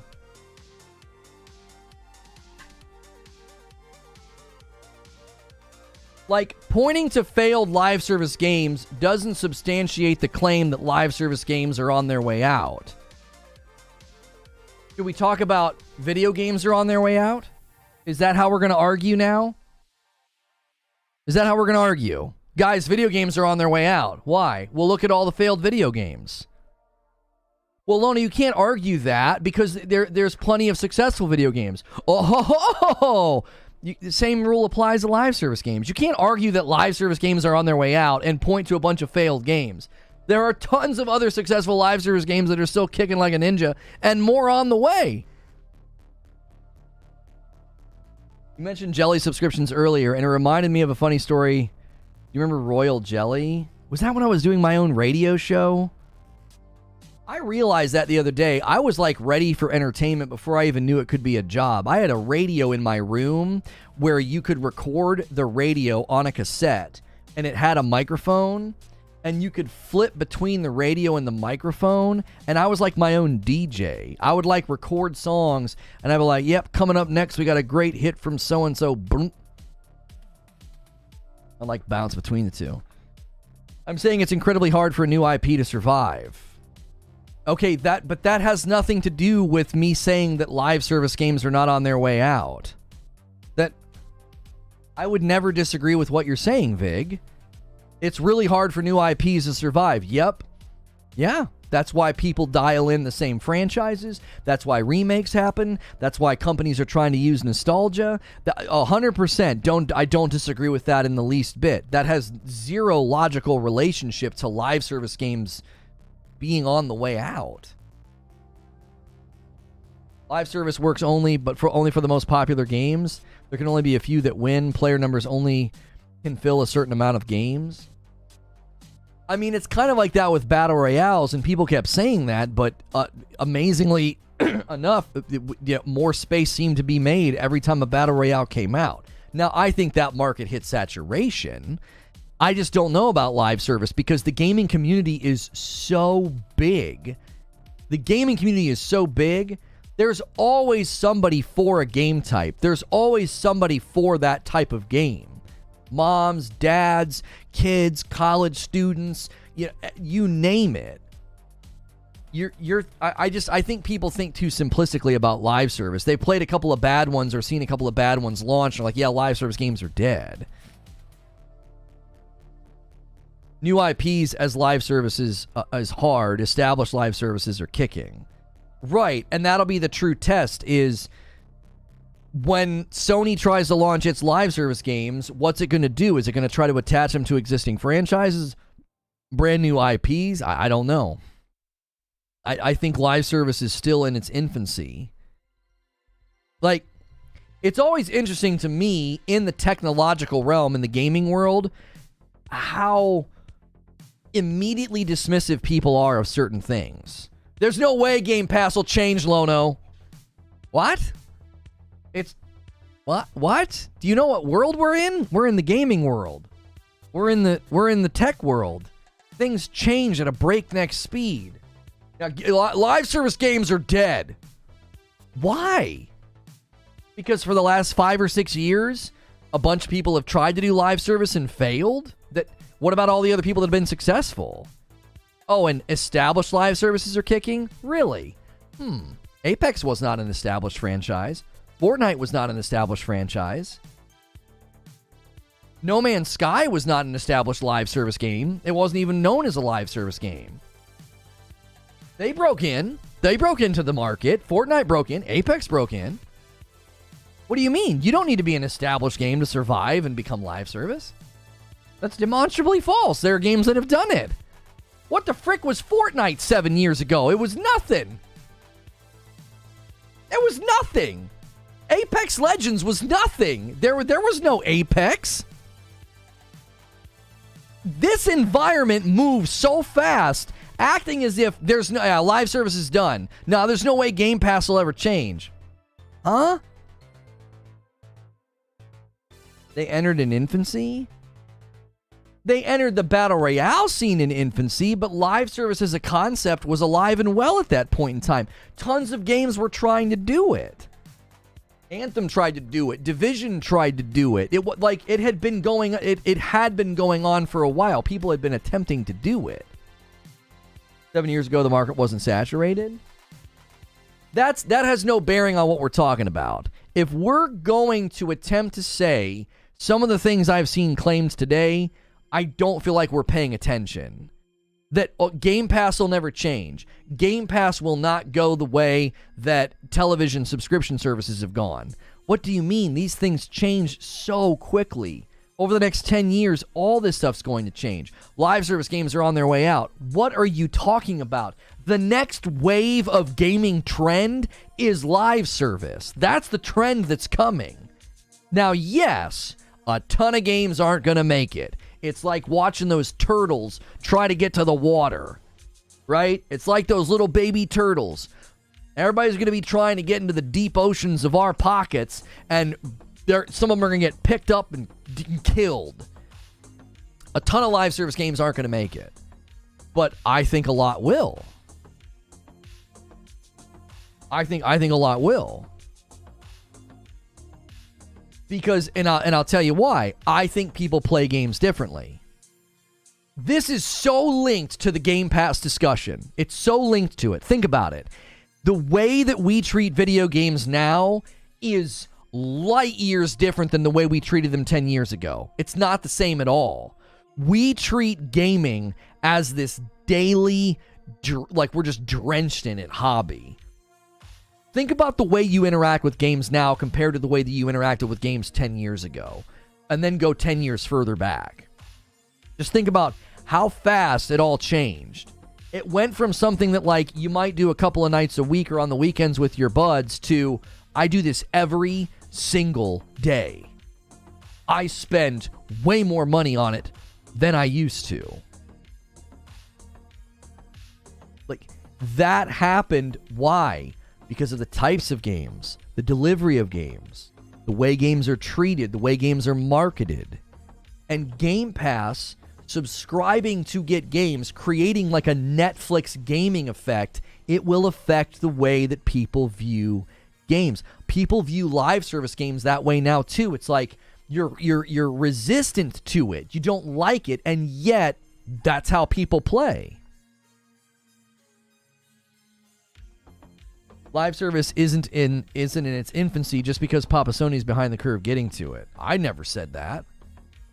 If I'm saying I didn't say anything about Sony, what I'm saying is it's in its infancy because it's still growing and changing and adapting.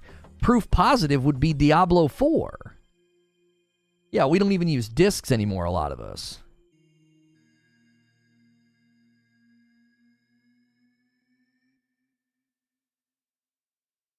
It's not different at all from 10 years ago. Yes, it is. The way that people play games now is dramatically different from 10 years ago. It 100% is. All you have to do is look at the economic growth, and you know that what you're saying is false. Like, seriously, look at any of the economic growth of gaming over the last 10 years, and you look silly being like, it's no different than it was 10 years ago. Maybe you're new at it, but it's not different from 10 years ago at all. Homie, I was playing video games when you were probably crawling around on your mom's floor. Like, I'm 42, bro. I played at Coleco. I played video games when video games became video games. Like, it's way different now than it used to be. It's been around since the 90s. Try the 80s. Like, it's been... The way that we play, the way that people spend money, look at all the trends. Look at all of the hours a day that people pour in. It's completely different than it used to be. It's different. Arguing that video games haven't changed in the last 10 years is ridiculous. A $5 tip from Mark. Live service has extended the life of games that wouldn't normally last. People say they failed when they end, but the publisher made more money. Well, maybe not necessarily. Some games they didn't make more money. Some games they lost money. Wrong, there's just more gamers. I'm done arguing with people who can't substantiate their opinion. All you got to do is look at any of the economic trends and the player behavior trends, any of the reports, and what you're saying has been proven false. It's not worth arguing. It isn't. It's not worth arguing.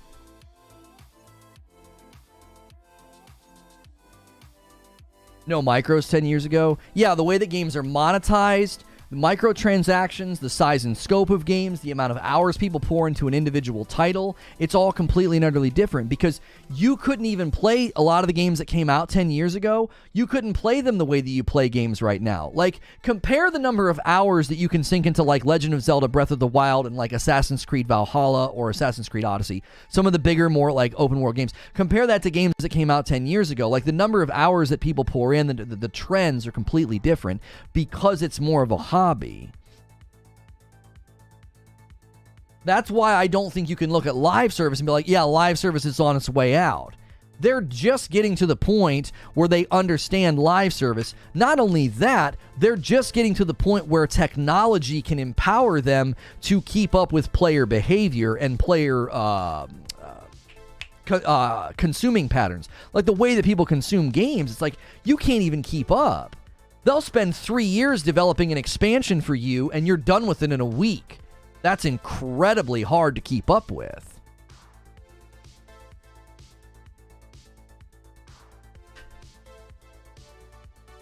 Yo, Mark, legendary drops. pushing the daily member count to 57. We need more people to do that. We have super generous people here who gift members, but one person out of 57 doing their own. We need more people to get involved and get committed. These streams need that. That's how people like what I do what I do. A $5 tip from Mark Hall. Things that don't evolve with time die. Gaming is here because it's constantly changing.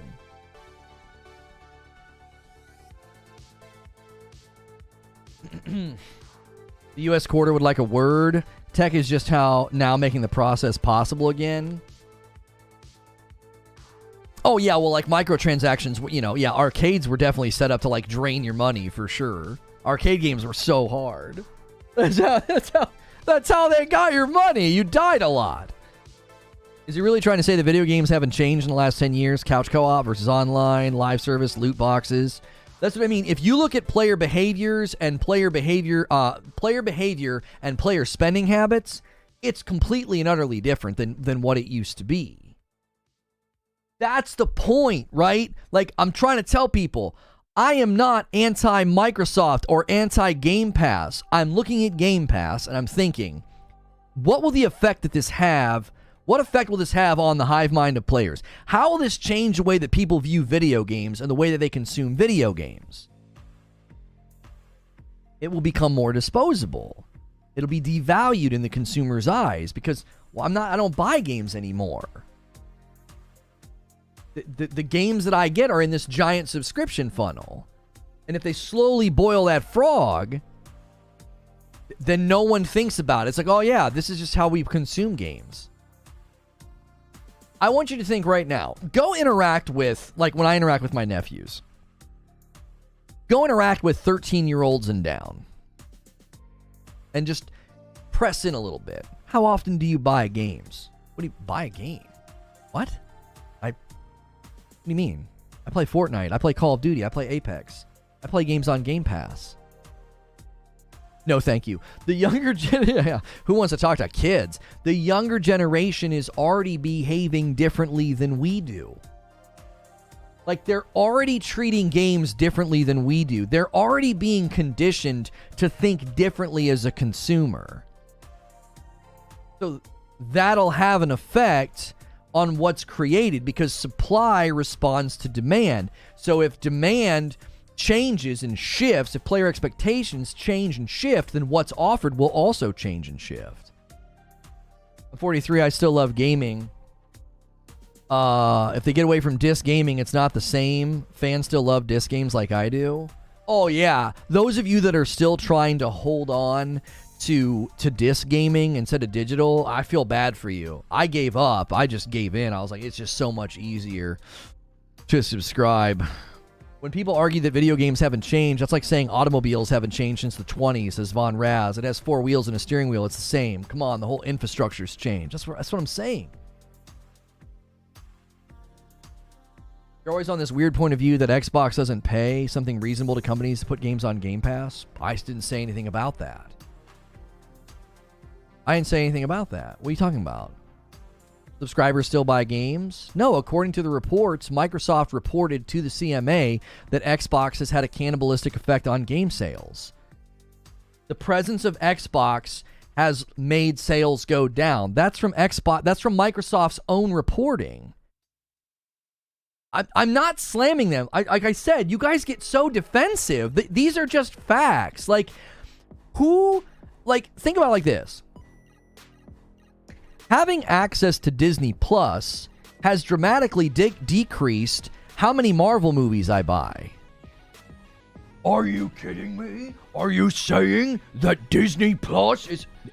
Whoa. That's just a fact. That's just a fact. Your narrative is that players don't buy games in Game Pass? It's not my narrative.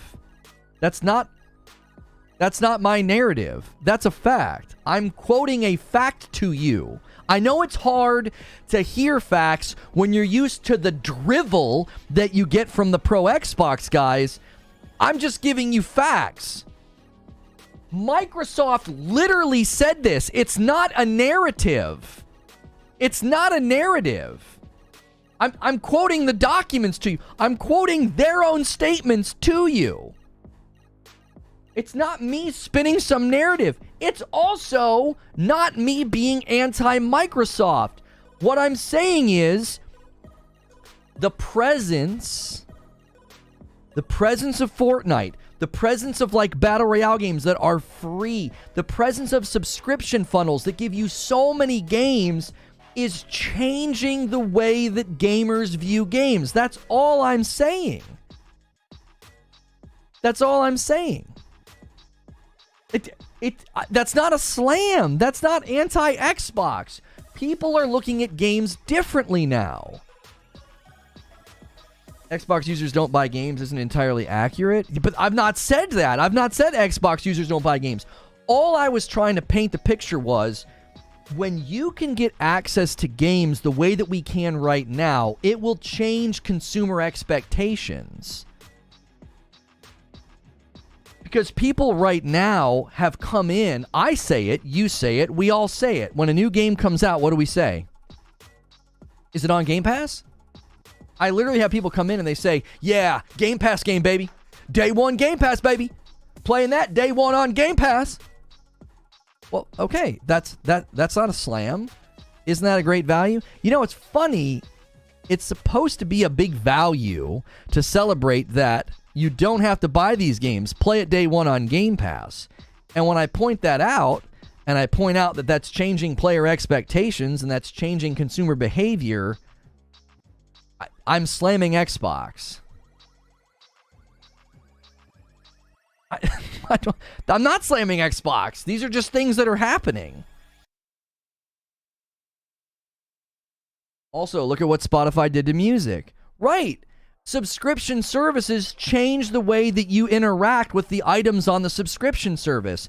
I buy less movies. I buy less seasons of shows. I buy less music albums now. I buy less games on my Xbox. Why? Because I don't have to.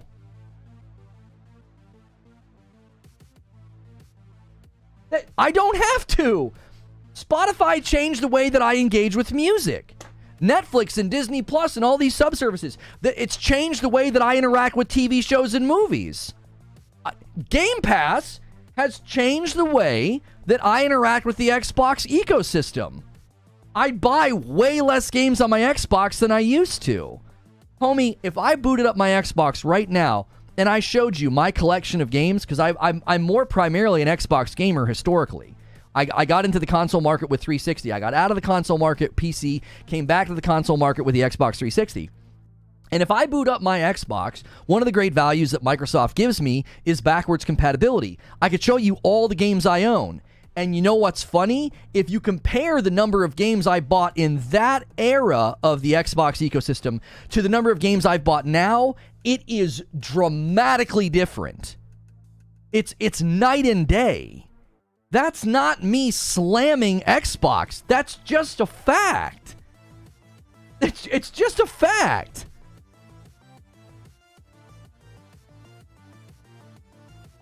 You have to celebrate Game Pass getting free games, but you also can't say that people want free games. It's like, I don't understand. The only point I was trying to make was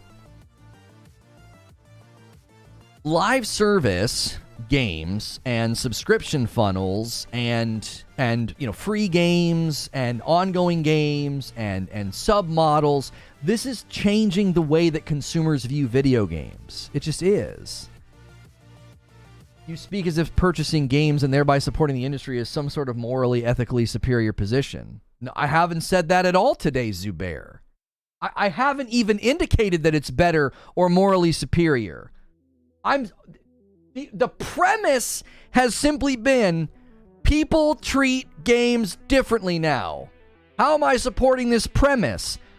I'm looking at the way people treat games when they're on a subscription funnel. I'm looking at the way people treat games because so many of the biggest possible games are free. People are treating games differently. And what will happen, as I said, supply will meet demand. So if people become accustomed to, I just get on a subscription and get tons of games, If that's what they're accustomed to, if that's what the consumer is demanding, then you'll have to give them more. You 100% have to do that. You have to look at how consumers will push for, I want more of that because this has been so great to me. If, like, one of the things people always argue with Game Pass is they say it's the best value in gaming, it's the best deal in town, it's the best value in gaming. You're right. And don't you think that's going to have an effect on the consumer's expectation going forward? You think it's neutral? You don't think it's going to affect what the consumer expects?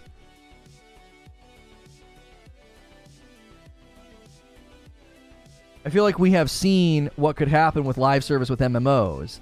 They ask for so much time and the consumers decide to be loyal to a few, and many never grow due to saturation. I'm saying the inferences and implications from Lono reveal his belief, not saying he is wrong. I'm saying his language isn't completely clinical.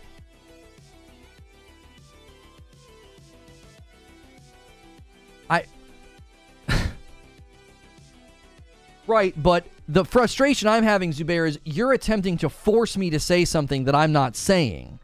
I'm just wanting people to see that when you enter the market with a different way of feeding people content, it will change consumers' expectations and therefore change the way that people support those industries. I don't need to assert my position about whether I think that's good or bad. I just want people to admit that that's happening and that it will continue to have an effect. It's called goalpost moving? No, it's not. You know what? You are also done here because you always falsely summarize and claim things about me that aren't true. I've ignored Space Dovahkiin for almost this entire time. That other guy, Crazy Juan, who came in here, he just kept claiming I was pro-Sony and misquoting the documents and blah, blah, blah. I'm not arguing with people like you anymore. I don't argue with liars. There's no point in arguing with liars. You're bad for my content. That's why you're not here anymore. You're done. Dark Taco was 7 months. Welcome back.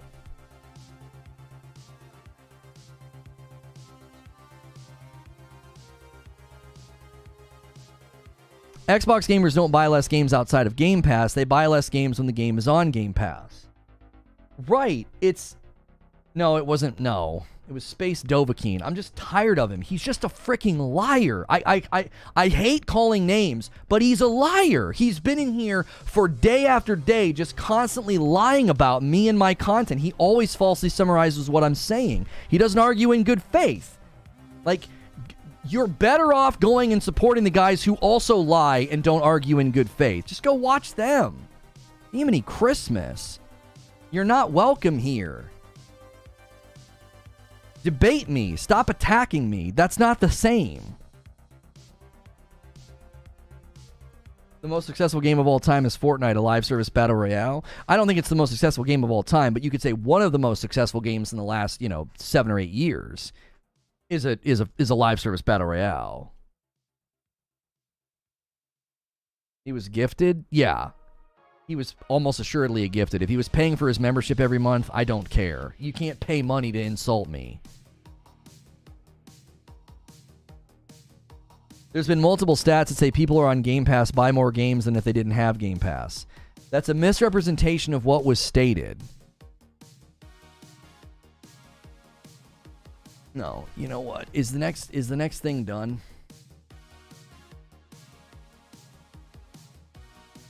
For the sake of my blood pressure, can we get that thumbnail ready, creature? What was stated was people on Game Pass tend to spend more money. People on Game Pass tend to spend more money. That's literally saying people who are spending more money spend more money. If you're on, thank you, YouTube lurker. Jiminy Christmas, that's a big one. 77 members on the day. A new $20 tip. The stat, okay, so the stat is basically, JC, people on Game Pass tend to spend more money. Do you see what I'm saying? That's not saying what you just said. Think about it. I'm one of those people. I spend more money in gaming. I've got multiple subscriptions. I've got Nintendo Online. I've got Sony, PlayStation Plus. I've got Xbox Game Pass Ultimate. Of course I spend more money on the gaming ecosystems. I'm a higher spending consumer. It's not a fact worth stating.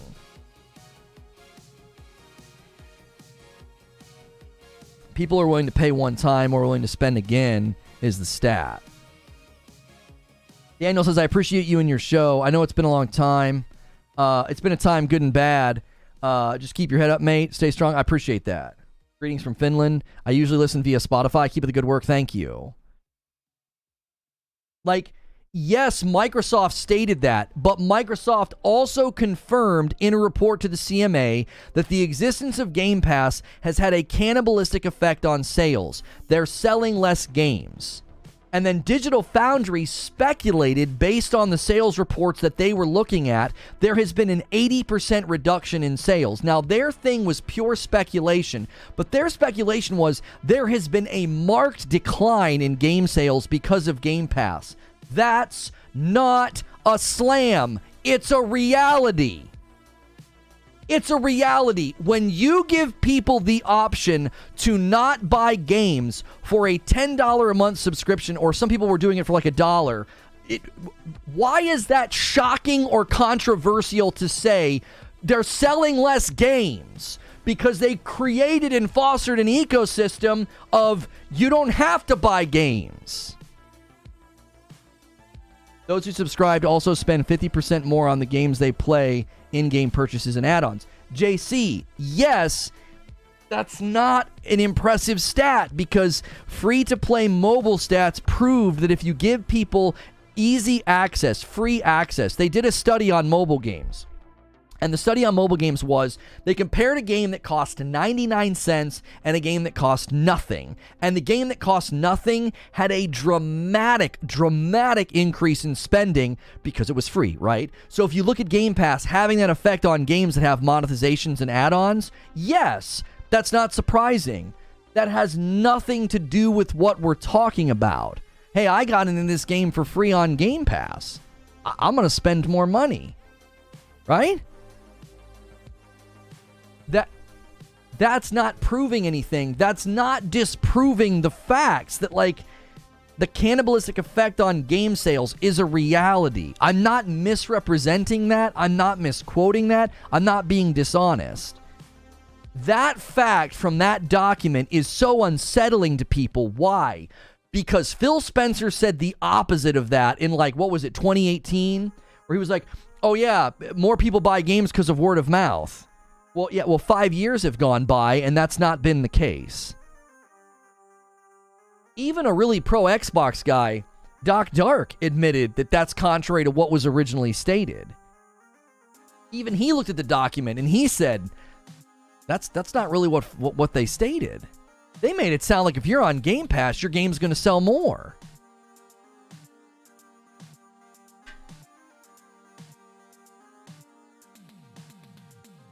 Like, I'm not attacking them. This is a reality of their ecosystem.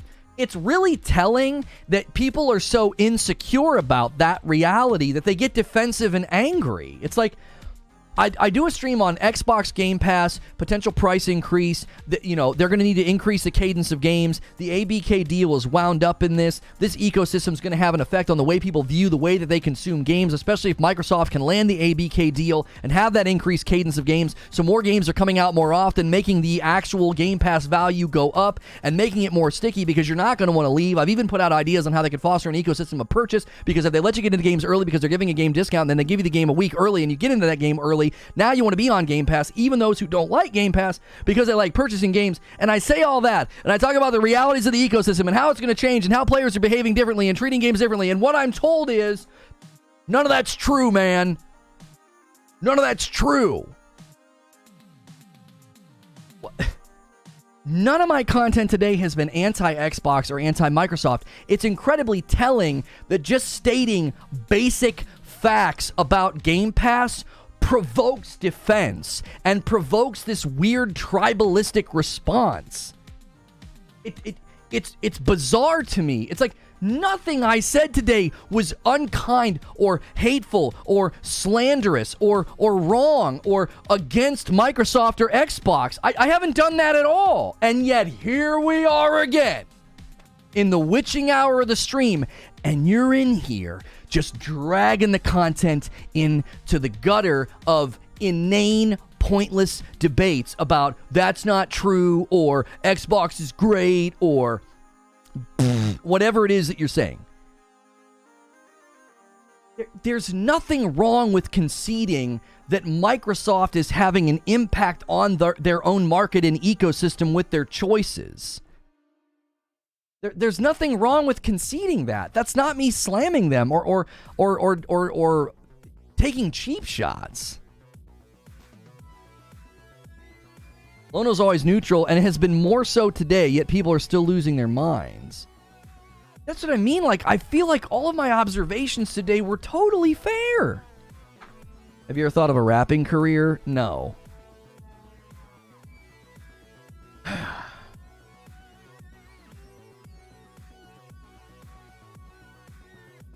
Oh, hang on. Can we get a recap, please?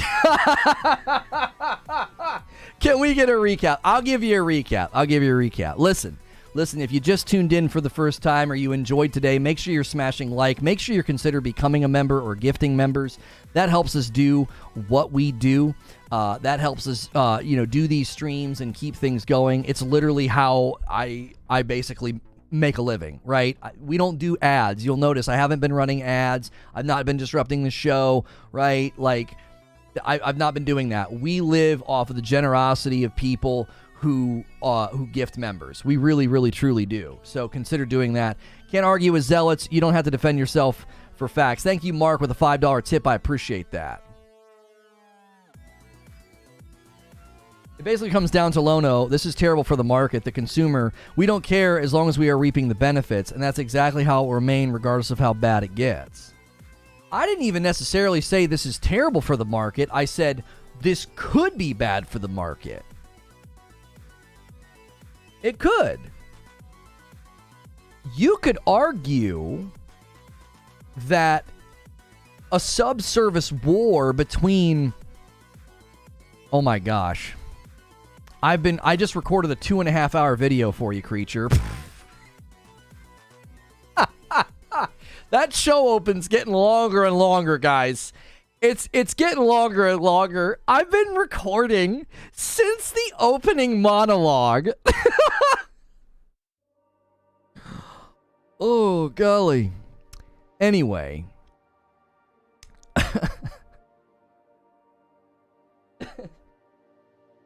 Anyway, I could conceive of a future where all of the gaming companies have to compete with subservices and we end up getting tons of value and we end up benefiting. I still worry. Every strength has an underbelly of weakness. This is something I've learned in life. This is something I've learned in business models. Every strong business model that you have or you come up with has the underbelly of weakness, okay? And I believe that if we go down the road and we go into a subservice war where everybody's attempting to gobble up property so that they can then have a good and competitive subservice, I don't think that benefits us long term. I think that benefits us in the short term. Because my primary concern would be that would lead to a devaluation of the games, which would then potentially lead to a lower funding and reinvestment into those games. Does that make sense? So yes, I could say, hey, in 10 years, if Sony and Nintendo and Xbox are all having to compete with each other to have really, really competitive sub-services of games, oh my gosh, that could be incredible. That could be awesome. But if it starts to generate less total funds for the developers and the publishers because you lose that first 2 weeks of sales. That's a ton of revenue that you lose on every big title, right? That could then lead to the devaluation of the content itself, because the content would then not get as much money. They'd have to downsize. They'd be like, sorry, our big huge AAA game made less money. It made less money. So we can't invest in the next project. We can't invest in the next sequel. Netflix Season 2 effect. The Netflix Season 2 effect is we made a ton of money when we launched this game, when we launched this show. Season 2, we didn't make nearly as much money. Why? Because less people subscribed.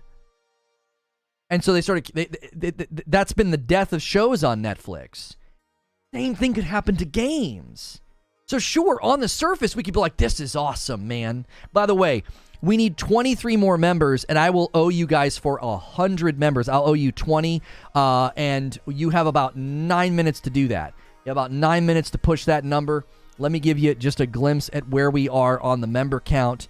It might not be the prettiest number right now. It's hard to know. We're at 2609.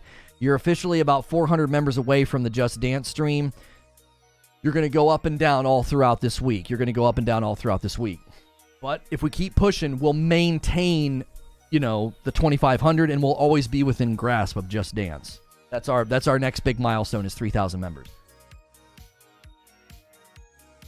Netflix movies and shows have won Oscars. That's not in dispute, my friend. That's not in dispute. I'm not disputing the quality of the shows you got. Some of those shows were amazing, and then they got canceled. What do you think that Oscar does? I don't think TV shows can't win Oscars. So movies have won Oscars. The TV show would win a Grammy, wouldn't it? No. Wait, no. What's the other one? I always forget. I don't pay attention to those award ceremonies. Can we get 400 likes on the show? Somebody's asking for it. My man Paul is asking for it. Thanks for 9 months, Paul. What do you think about the Fortnite subscription model? What do they call it? The Crew or whatever it's called? Emmys, thank you. Grammy, Emmy, B. I always struggle with that one. Yeah, TV shows win Emmys. Albums win Grammys. Movies win Oscars. Again, I'm not saying that it will happen. I'm saying that's a possibility. We all got really excited. We all got really, really excited when Netflix started churning out amazing, super high quality content. We're like, oh, this is awesome. This is great. And then slowly but surely, all those shows got canceled.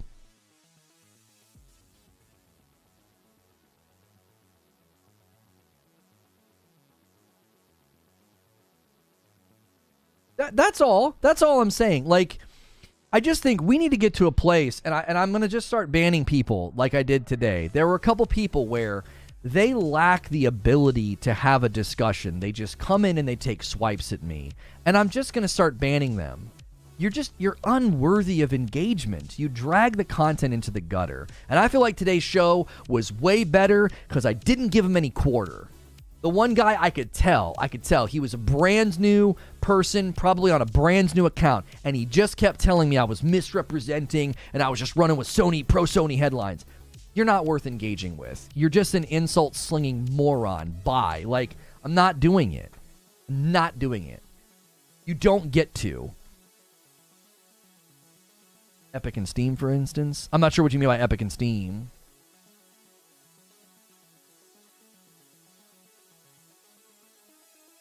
It's like people that loved telling stories used to make the decision, and now it's the marketing, the analytics, and the people making the decisions. Yes, and if you start to treat games that way, this is one of the reasons why I feel like you have to look at Microsoft with both eyes open. I don't think Microsoft has proven that... I don't think they've proven to be savvy in the gaming space. They're trying to buy their way into competition because I feel they've treated games the same way they've treated software. I don't feel like they've done a great job expressing creative, innovative gaming prowess. I don't feel like they've had. You refuse to engage with Twitter users? just pointless. I don't even need to respond to the guy that tried to take swipes at me on Twitter. There's no reason to. That's beneath us. We're doing something different here. I'm not doing that. That's the concern that I have. That's not anti-Xbox or anti-Microsoft. It's like, look, you guys are treating creative the same way you treat software, and I don't think you can do that cold mechanical treatment of it. I don't think you can. I don't think we're getting good games because of it. And it's clear, you guys, the only way you're going to get a foothold in the market is by buying a bunch of existing property. And then what's going to happen to all that property? I owe you guys 5, 10. I owe you 15.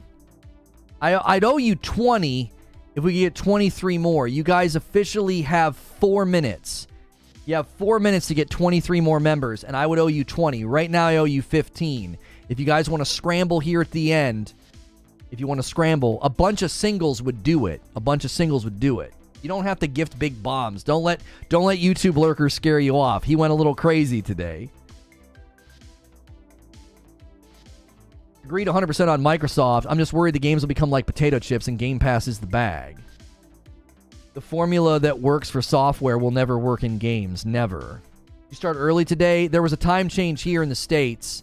We lost an hour. We sprung forward. Do you think if the ABK deal goes through that Activision will manage Xbox Game Studios? As Xbox management is bad? You talking about Game Pass? I love it. What's good, Doc Dark? How are you, my friend? I liked your video on Sony, by the way. I got a lot of traction on Twitter over the weekend because of my Sony coverage, and I appreciated what you said. You're like, they didn't say anything wrong. That's what I tried to run with. I was like, there's nothing amiss here. Of course Jim Ryan's against the deal. What the frick? What'd y'all expect? What'd y'all expect? We're finally getting a look behind the scenes here, and Jim Ryan is secretly in love with Phil Spencer, and he can't wait for the deal to go through. Like, what did people really expect to come out? Like, of course he's against the deal. All right, I owe you guys 15. Thank you, Limitless Gaming, for gifting one more. That puts us at 22, or at 22. I could give you guys a stay of execution if you want. I could bump the scheduled premiere by a little bit. I could bump it. I can bump it by 15. Is it let me? It's not letting me. It's not letting me. We gotta go. We gotta go. I owe you 15. I gotta leave. It's not letting me save it. All right, hang on. Gift. Here's a 10 bomb. Here's a 10 bomb. Boom. We're not against the 3-hour mark. We're just against the premiere going live, which is fine. All right, there's the 10 bomb, and here comes the 5 bomb. You guys are the best. We're continuing to inch closer and closer to the 3,000 member result. I got a video that I'm going to send you guys to right now. Somebody is arguing. They're arguing that Suicide Squad Killed the Justice League is beyond saving. They're saying it's beyond saving. This is a really good video. It's a really good video. I put a lot of heart and I put a lot of passion in this video. I'm going to redirect you to it. Guys, after this video is done, if you're a member, we just gifted a bunch of members. If you're a member, you can discuss the Kill the Justice League video with me in a members only stream. So enjoy the redirect, click the link in chat, enjoy the video. I think it's a great video. Make sure you smash the heck out of the like button on this Justice League video, this Kill the Justice League video. And then members, I'll see you guys after the premiere. I'll see all of you over there in the premiere chat, all right? Get over there, click the link in chat or ride the redirect, smash the like button, and leave a comment. I'll see you over there.